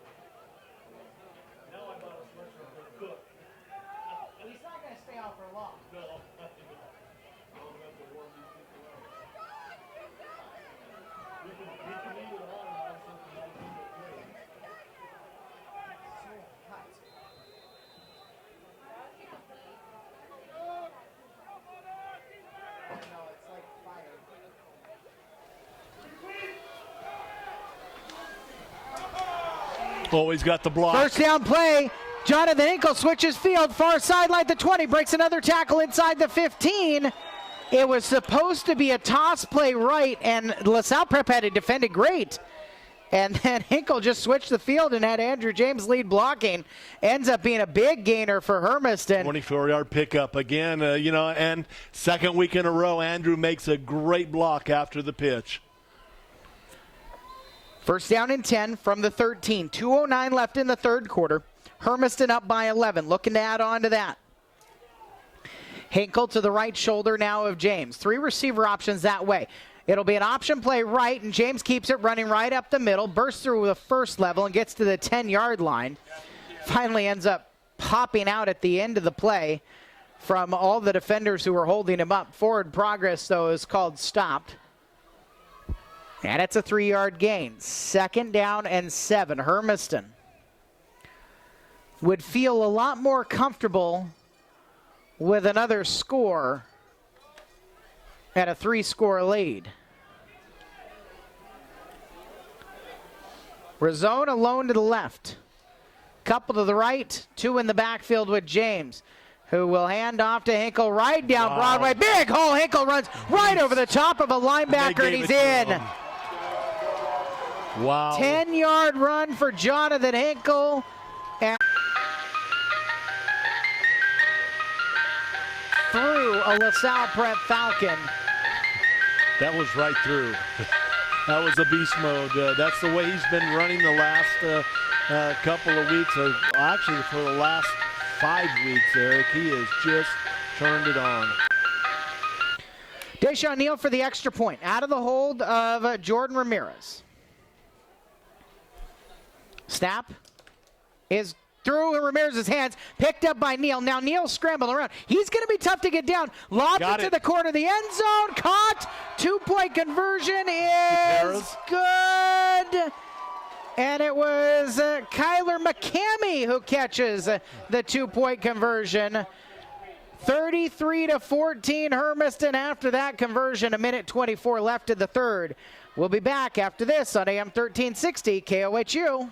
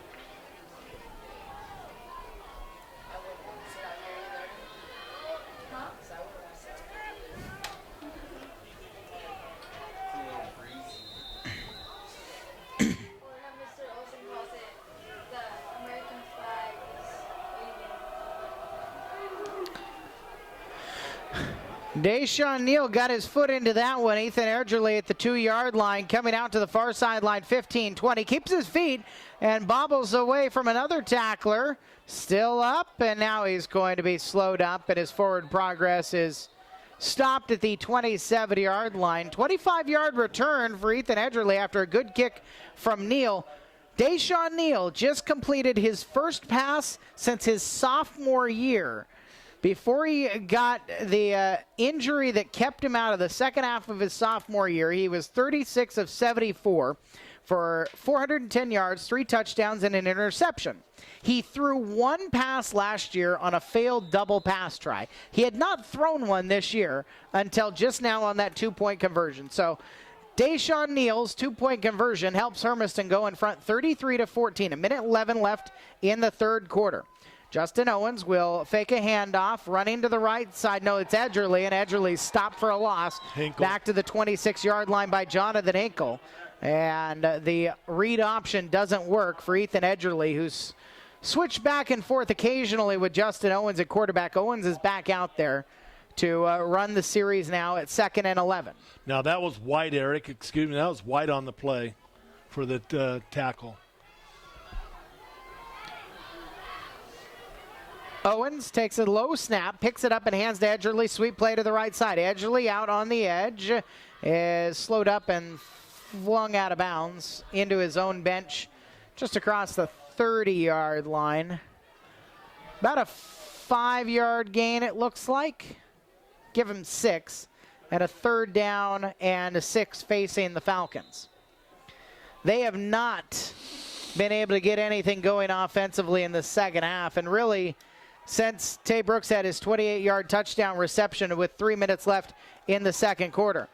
In trouble, Owens scrambles out of the pocket, got in trouble, flings it to the far sideline. A flag comes out on the play. Now what's going to go on Well, there? so now all the Hermiston fans are concerned, and now it's a question of whether or not it's intentional grounding or not, and I think they're going to pick up this. Yeah. Wow.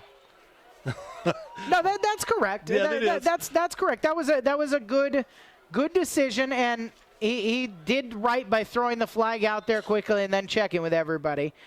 4th down, and now to punt it away off of the foot. It's a wobbly one from Cardwell, picked up by Neal. Neal at the 40, and he will give himself up out of bounds just across the 40-yard line. Around the 42-yard line is where Hermiston will have it. 14 seconds left in the third quarter, leading 33-14. Eric, there's a huge difference right there. You see it. where he'll come up and field that football. Instead of giving it another 10, 20 yards a roll that time, he was able to pick up the 8 yards positive, at least give us a shorter field to go.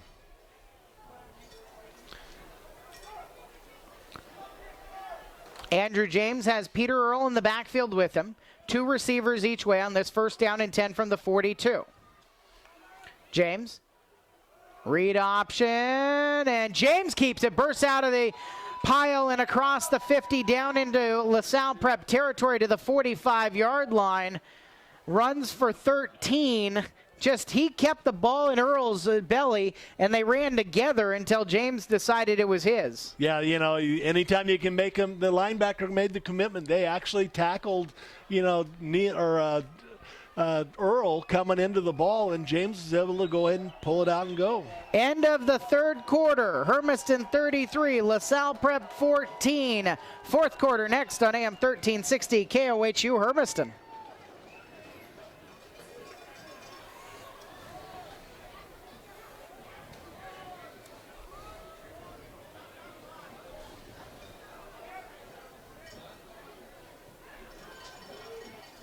What am I missing? I'm missing a touchdown in the ours? In the 3rd quarter. Oh no, I know what I did. I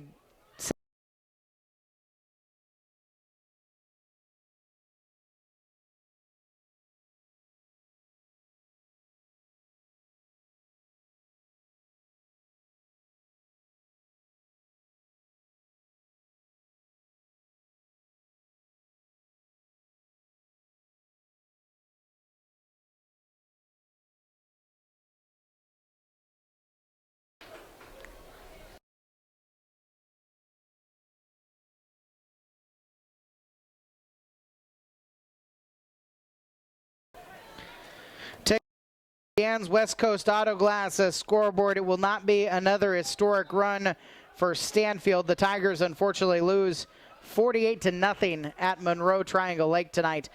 4th quarter starts. Hermiston, a handoff to Peter Earl. Earl breaks 1 tackle, and then up near the 40-yard line, it becomes a rugby scrum.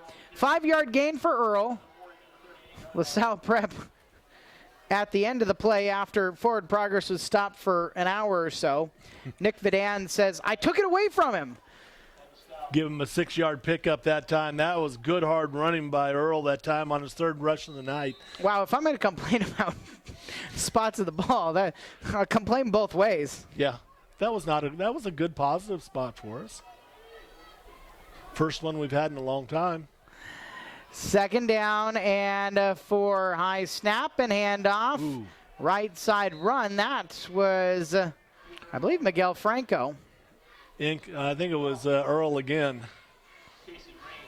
And yeah, it was Earl. And he got lit up.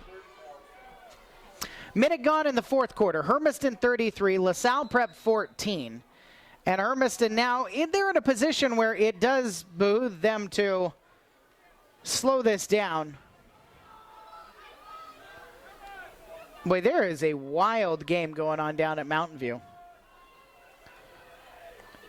3rd down and about 4. Andrew James will keep it, breaks a tackle, gets up near the 35, took some punishment, might have given some as well.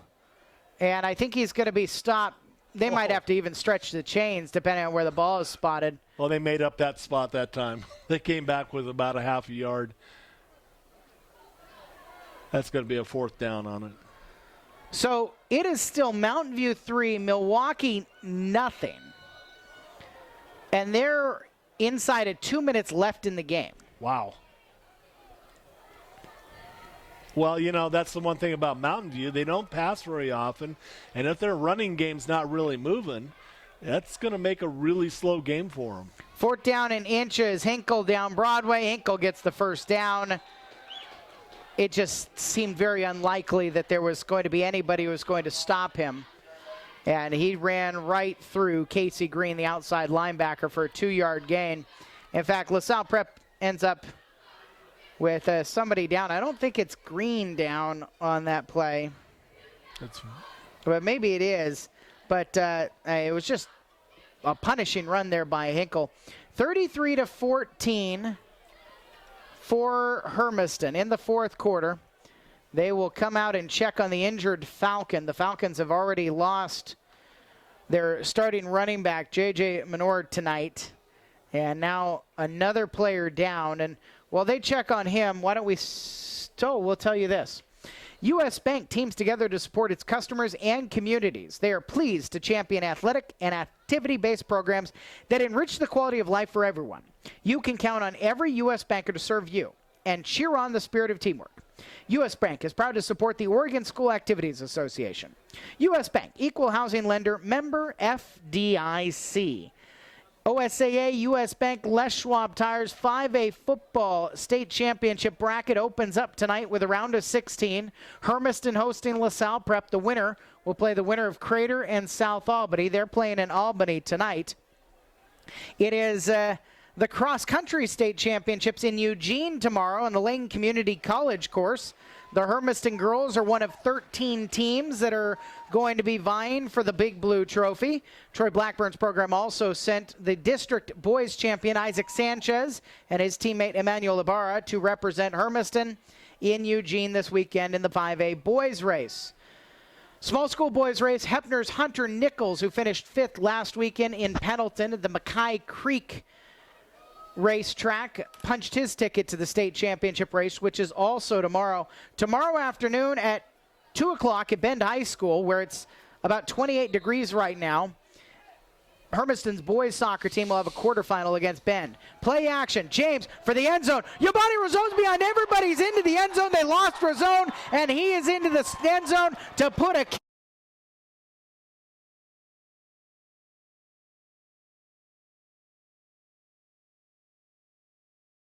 This cornerback on this side was sold on the play action pass, and Razone was 15 yards behind the nearest tackler out there. 10:08 left in the fourth quarter. Deshaun Neal to put the exclamation point on another Andrew James touchdown pass, his 4th of the night. Snaps there this time. Kick is up. It is through. 40-14 Hermiston. It's been all Bulldogs in the second half. 10 minutes and a little bit of change left here in the ball game on AM 1360 KOHU.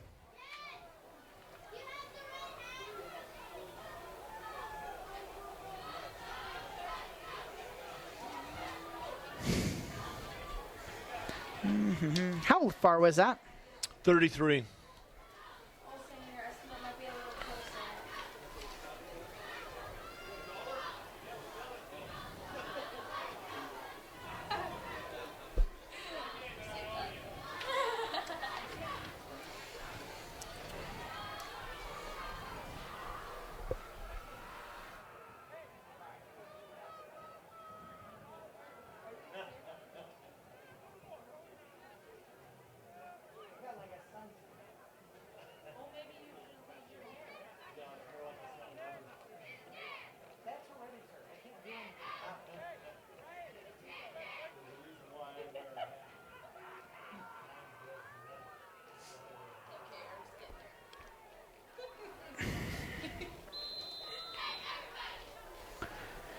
From the Old West Federal Credit Union broadcast booth, Eric Olson and Sonny Leby with you on AM 1360 KOHU. Bulldogs 40, LaSalle Prep 14.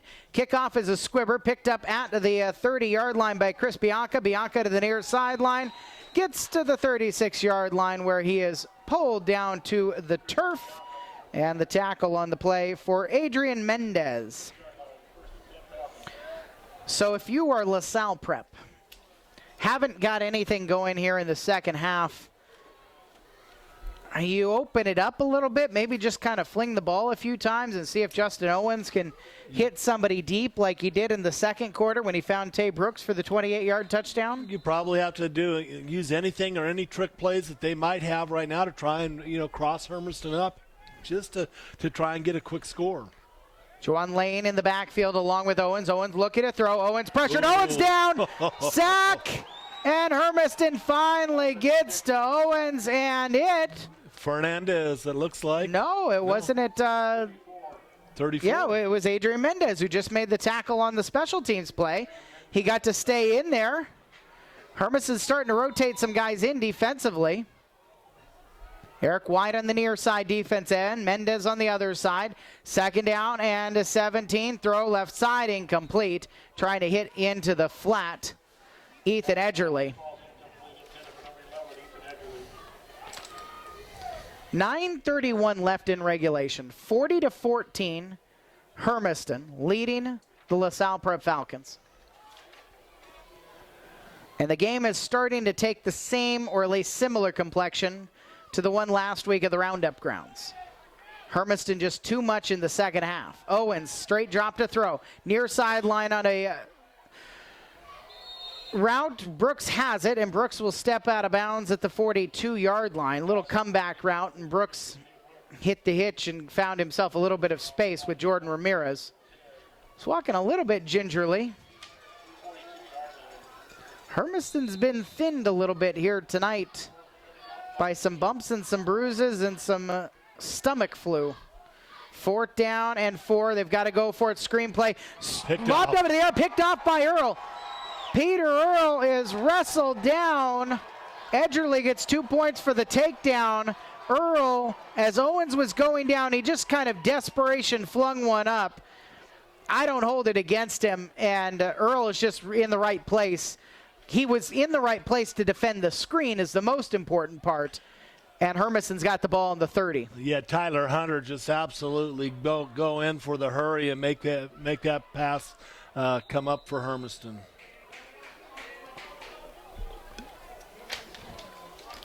First down and 10 from the 30-yard line in Hermiston territory. Walshley one-on-one to the left.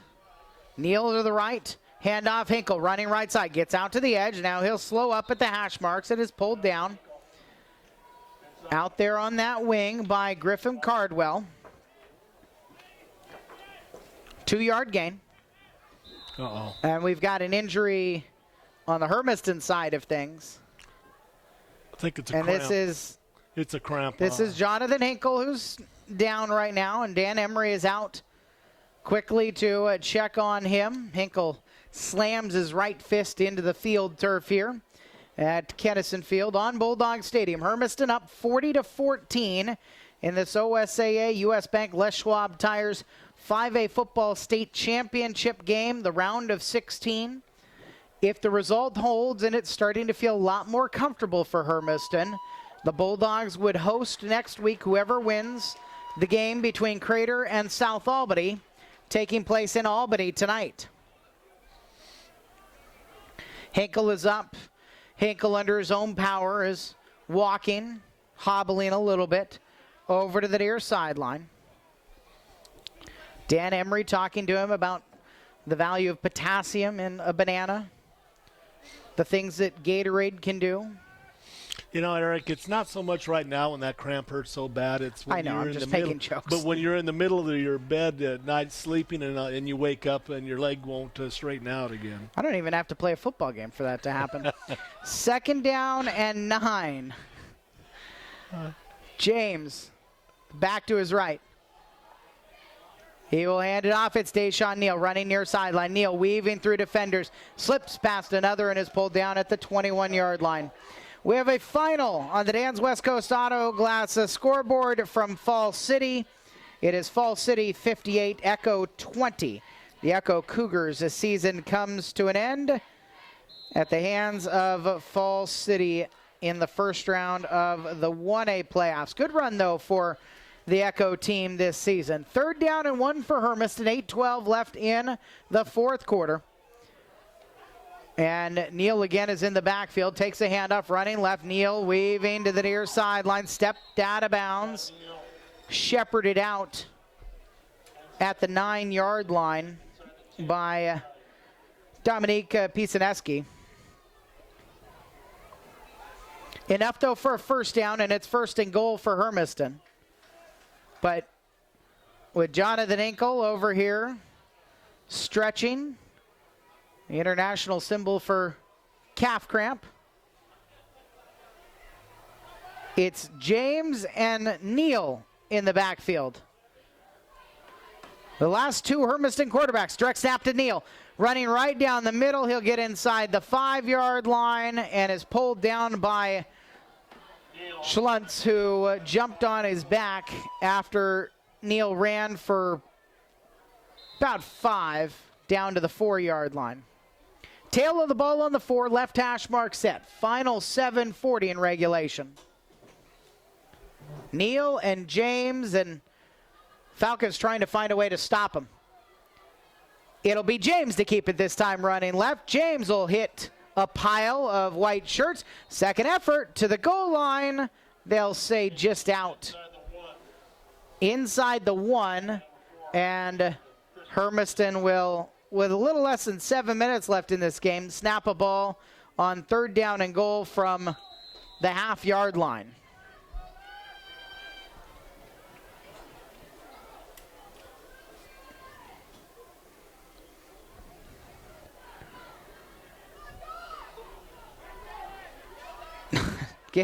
No, cut off this commercial right now. 3rd down and goal from inside the 1. Neal and James in the backfield. Neal hands it to James. He drops it. James picks it back up. Coming near sideline. He's into the end.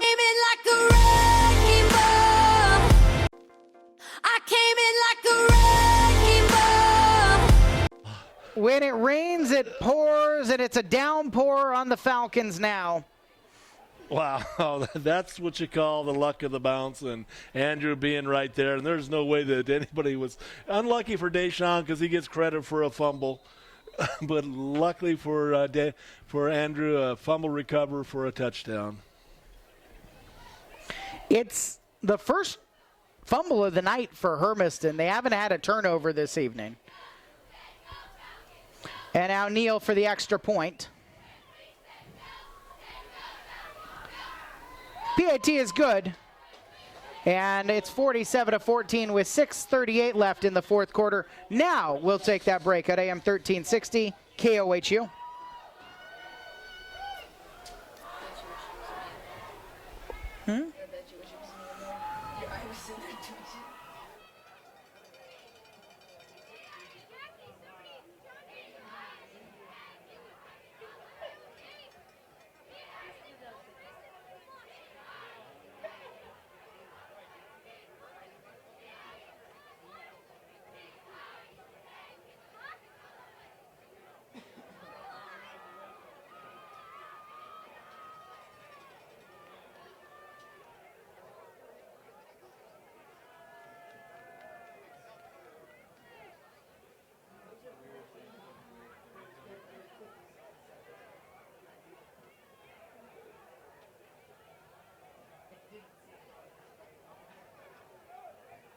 This is not how it happens.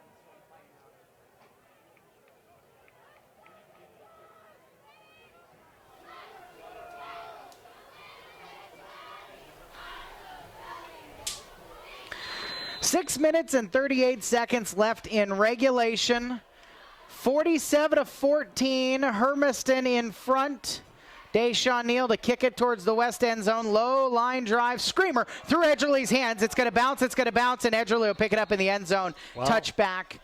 And LaSalle Prep will have it on the 20-yard line. First touchback of the year, Eric.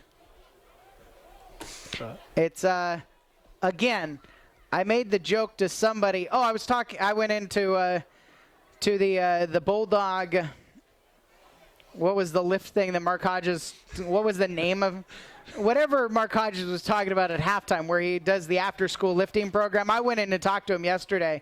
And one of the things I said was, hey, Deshaun's doing fine with point-after attempts, but Luis Medina is not walking through that door. There's no long field goal, and there's nothing touchback after touchback coming.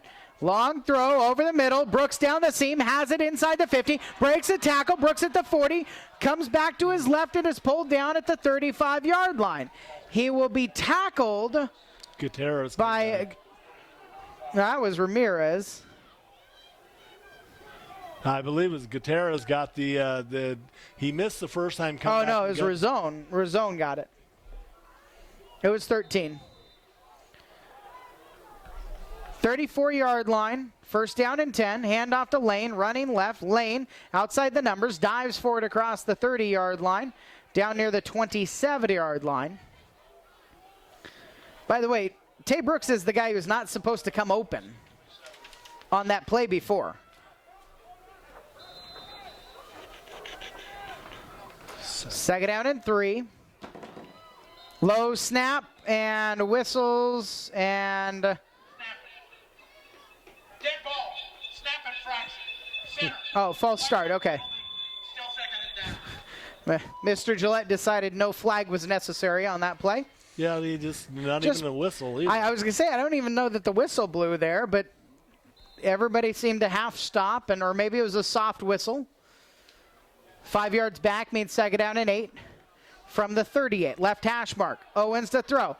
Far sideline, he will rifle it. Brooks catches it, got past Razone, and is able to tightrope down to the 13-yard line, but steps out of bounds there. With 5:42 left in the fourth quarter, LaSalle Prep, who has been scoreless in the second half, down near the 13-yard line. Handoff, Lane running near sideline. Lane will turn it upfield and is caught and pulled down by Taylor Arnold. 6'5", 205 at a senior. Plays on the defensive side of the ball a bit, but he's the starting right tackle. And Rick Wells has talked about it. If Taylor Arnold, if he could put weight on that frame, he'd be playing college football next year. He's one of the most talented offensive linemen that Hermiston has. Second down and 9, and Owens will flip it into the left to flat for Pisaneski. Pisaneski to the outside, and he's shoved out of bounds around the 4-yard line by Razone. Short of the first down he needed. 5:02 left in the fourth quarter, 47-14. Falcons trying to get back on the scoreboard. Owens in a pistol set with Lane behind him. Flag out from the far sideline on third down and 1. Encroachment on Hermiston means half the distance to the goal to the 2-ish and first down and goal.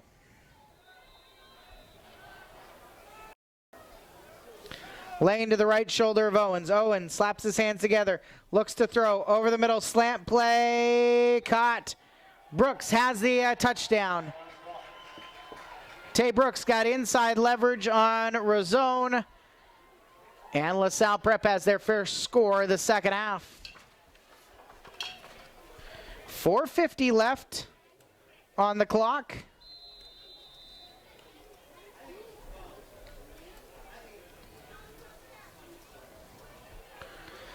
The extra point attempt from A.J. Blakely is up. It is true. And it's 47-21 with 4:50 left in the fourth quarter.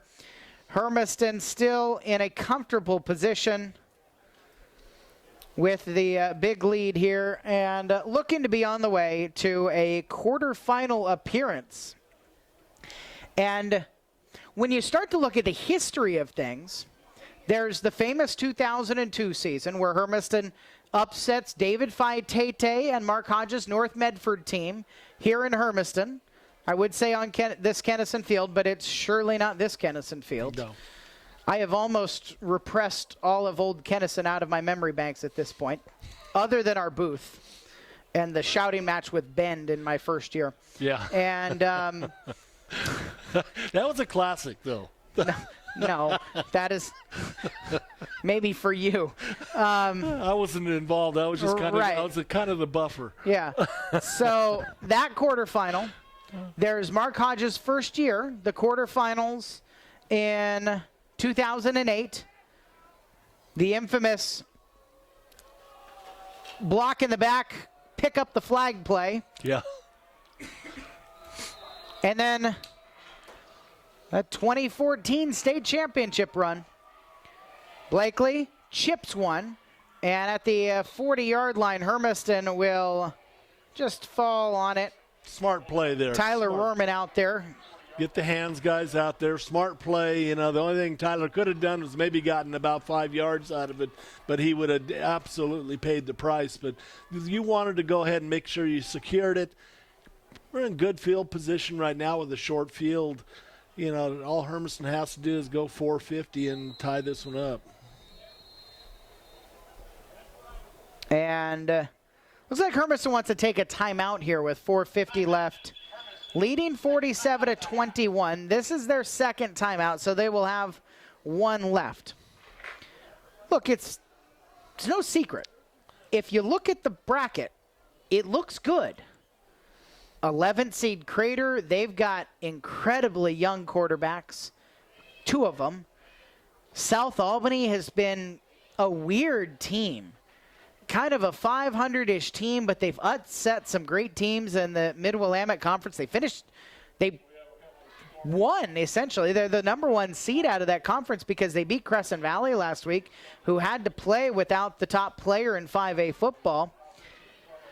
Lebanon and Sandy in the bottom half of the bracket. They'll take on the winner of Bend and Wilsonville. I always take what's posted on Oregon Live with a grain of salt just because the scores could be... for instance, the score on Oregon Live says Hermiston 33, LaSalle Prep 14, so you just never know. But right now, what we think we know, as this first down play comes, Andrew James running an option, changes the field. Now he will slide and give himself up at the 39-yard line, lose a yard on the play. And it looks like LaSalle Prep's going to call a timeout. So what do we know? Dan's West Coast Auto Glass scoreboard. Here are the scores that are posted. There is already an upset brewing. Lebanon 22, Sandy 6. I'm not sure that's actually an upset. Lebanon is the defending 5A state champion. Crater and South Albany are knotted at 7 in the last score that was posted.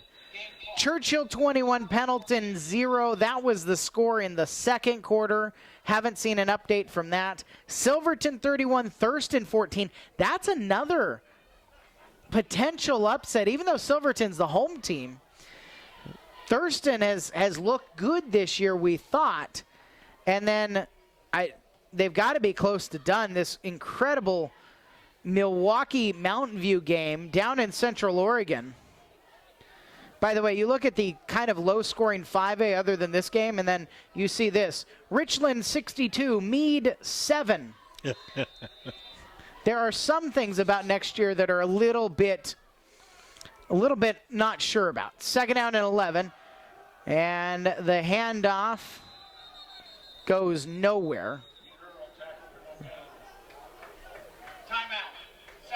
Peter Earl was snowed under for no gain. And another timeout for LaSalle Prep. With 4:36 left in the fourth, 47-21 is the scoreline. Also, are they playing football still, or did they start a month early? Basketball. Oregon City 61, Wow. Sunset 57. There's still 8 minutes left in the fourth quarter, Sonny. That score is going to end with both teams in the 80s. Well, Joe just had it in an offensive struggle. They were talking about that Crater and South Albany score. There's an offensive struggle also. No, they're just, that's all it is offense. 7-on-7 game going on there. They just had an 88-yard touchdown on a kickoff. That was the most recent score. Wow. Well, it's got to be. It's over. Mountain View 3, Milwaukee nothing. Wow. Third down and 11. James, hands off to Neal. Sweep play running left. Neal to the edge, and Neal will just come out of bounds right around the 42-yard line. Gained about 3 on the play.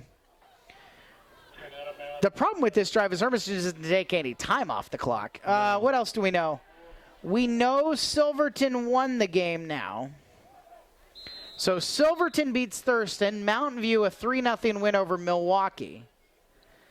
First couple of teams through in this 5A bracket. Thurston lost to Silverton and Silverton. 31-14. Joey Gutierrez to punt it away. High kick to the near sideline. Brooks will let it bounce at the 31, and it spins backwards out of bounds with 4:23 left in the fourth. 47-21 Hermiston. And it will be LaSalle Prep with the ball at the 32-yard line. Lebanon 22, Sandy 6 is a final score. So the 5A bracket is starting to fill itself out on the Dan's West Coast Auto Glass scoreboard. In 1A, number 1 seed Triad 70 to Yoncala's 22. Camas Valley beats Cove 42-6. Falls City, as we said, beat Echo 58-20. More coming after this first down and 10. Owens turns and hands. Lane running left. Lane trying to stretch it out to the edge. The sophomore is pushed out of bounds. Just got back across the line of scrimmage. Peter Earl on the push that time to get him out of bounds. Adrian 30, Sherman County 14. That's a final. Dufur 72, Lowell nada. Dufur will host Adrian next week. Falls City is in Camas Valley. Second down and 10. Owens looking to throw. Now steps up in the pocket. Trouble! Sack. It was Chase Bradshaw, the beneficiary of Owens stepping into a phone booth with no door. 4 minutes left. Get a couple of scores coming in here as well. Most recent update, 41-7, Churchill over Pendleton. Crescent Valley crushing Marist, 42-0. Third down and 14. Looking left, Owens, time in the pocket. Hit as he throws, incomplete. Flag out. Came from the umpire. So we'll have to check on the marker. Holding on LaSalle Prep, I got to imagine that's declined. Yeah, that's great pressure by White. That's the difference in having him back, Eric, where he can go ahead and speed and power rush because he's a strong young kid. I won't say young, he's a senior, but it's good to have him back. It changes things up. The seniors are still young. 3A score, Scio 68, Lakeview 31. They took the holding. So they will take the holding and give them another third down with 3:36 left. Hermiston up, 47-21. Third down and a country mile. Over the middle, thrown, tip, incomplete, off of the fingertips of Pisaneski. Looked like maybe tip drill was going to work for him. But no, fourth down and 27.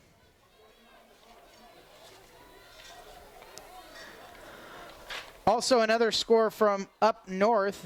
Southridge lost to University 46-28.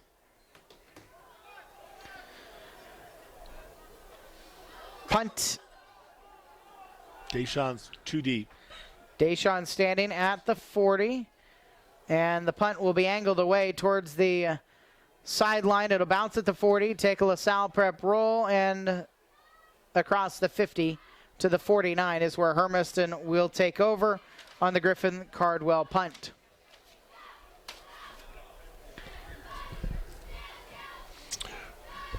.319 left in the fourth. Hermiston 47, LaSalle Prep 21. Last drive, Hermiston just not really inspired as they went 3 and out. Well, and the nice thing is they are giving Jonathan Hinkle, the break that he needs. I mean, he had the cramps, so now they're just going to have to worry about getting Peter Earl the ball and letting him do some running. And it looks like Joey Gutierrez is in the backfield now. It's Earl who takes a handoff, running down the middle. He's got some space up to the 40-yard line.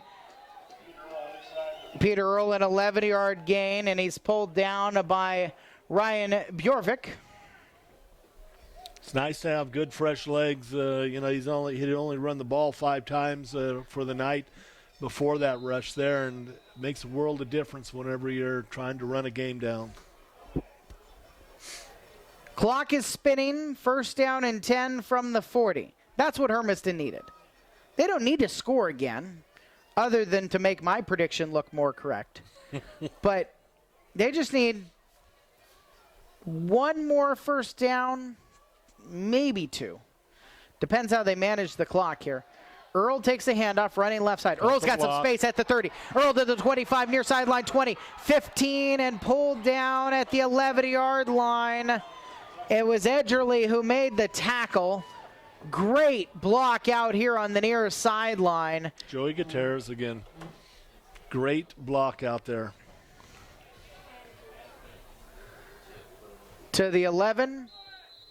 Clock will spin again with 2.5 minutes left in the regulation game.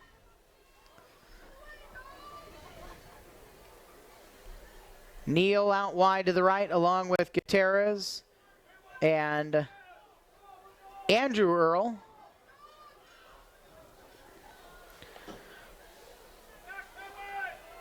Keep by James, throws it out into the right flat, and Joey Gutierrez is going to be stopped, grabbed at the ankle at the 9-yard line.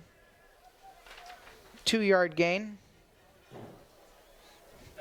Senior Miguel Franco is in the backfield now with James. Little snow, I'm told, down at the Mountain View game. Oh, we remember that. No, little snow, not a like blizzard. Yeah, that was a cold night. Franco will take the handoff, running left. Good push in front of him, down to the 4-yard line. About a 5-yard gain. Minute 18 left. This Hardy bunch that made the trip over here. LaSalle Prep is a small private school in the Milwaukee area, just outside the Portland metro area. Under 700 students, they are one of the smallest teams in 5A.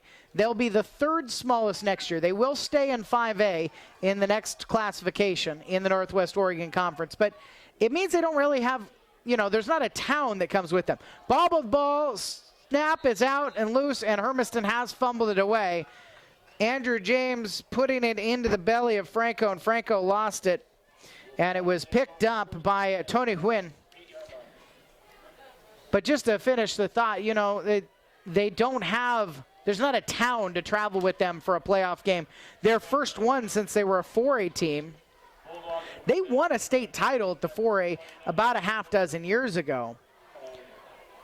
But this small Hardy bunch that came out here, the head coach, Aaron Hazel, he played quarterback at Eastern Oregon University after he graduated from LaSalle Prep in '99. He's one of 4 on the staff who are LaSalle Prep alumna. 45 seconds remaining as LaSalle Prep will take over. 47-21 is the score line. Just a question of by how much now. Owens will turn it out. It's Huynh who's getting to run. Wow. Huynh. That would be a beast. Have your defensive end like that come up and take a handoff. Huynh getting to run at 6 feet, 205 at a senior. And now 2nd down and 9.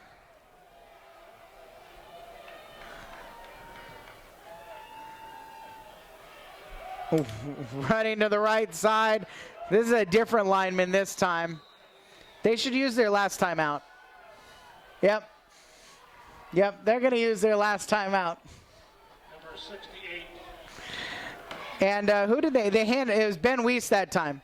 6'2", 245 at a senior. I like it. Gets a 10-yard pickup that time, and And there's 8 seconds left, and they're going to call their last timeout. And Jacob Brumbaugh is going to be the one who gets to run the next one, unless they change something here. I like this.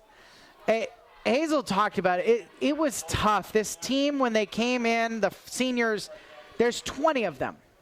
The class of 2018, they really worked hard to get in this position just to be in the playoffs. A year ago, they went 2-5 in the Northwest Oregon Conference. They were 4-5 overall, missed the playoffs. And for them, just a great chance to get into the playoffs. And Hazel said, for his juniors and his seniors, this is a great opportunity to get some extra practice in. But he said that 5A is significantly tougher. In the 4 years he's been in charge of the program, they've been a 5A school. And they're getting more buy-in and more buy-in, and this senior class has been part of it. And they're such hard workers. Brumbaugh will take the handoff down the middle. Brumbaugh rolls across the 25-yard line up near the 27-yard line. And that will be the last play for LaSalle Prep of the season and for Hermiston of this round of 16 game. 47-21 is the final score. Hermiston is going to the quarterfinals in 2017. Story Motors post-game show is coming up from Kennison Field. The Bulldogs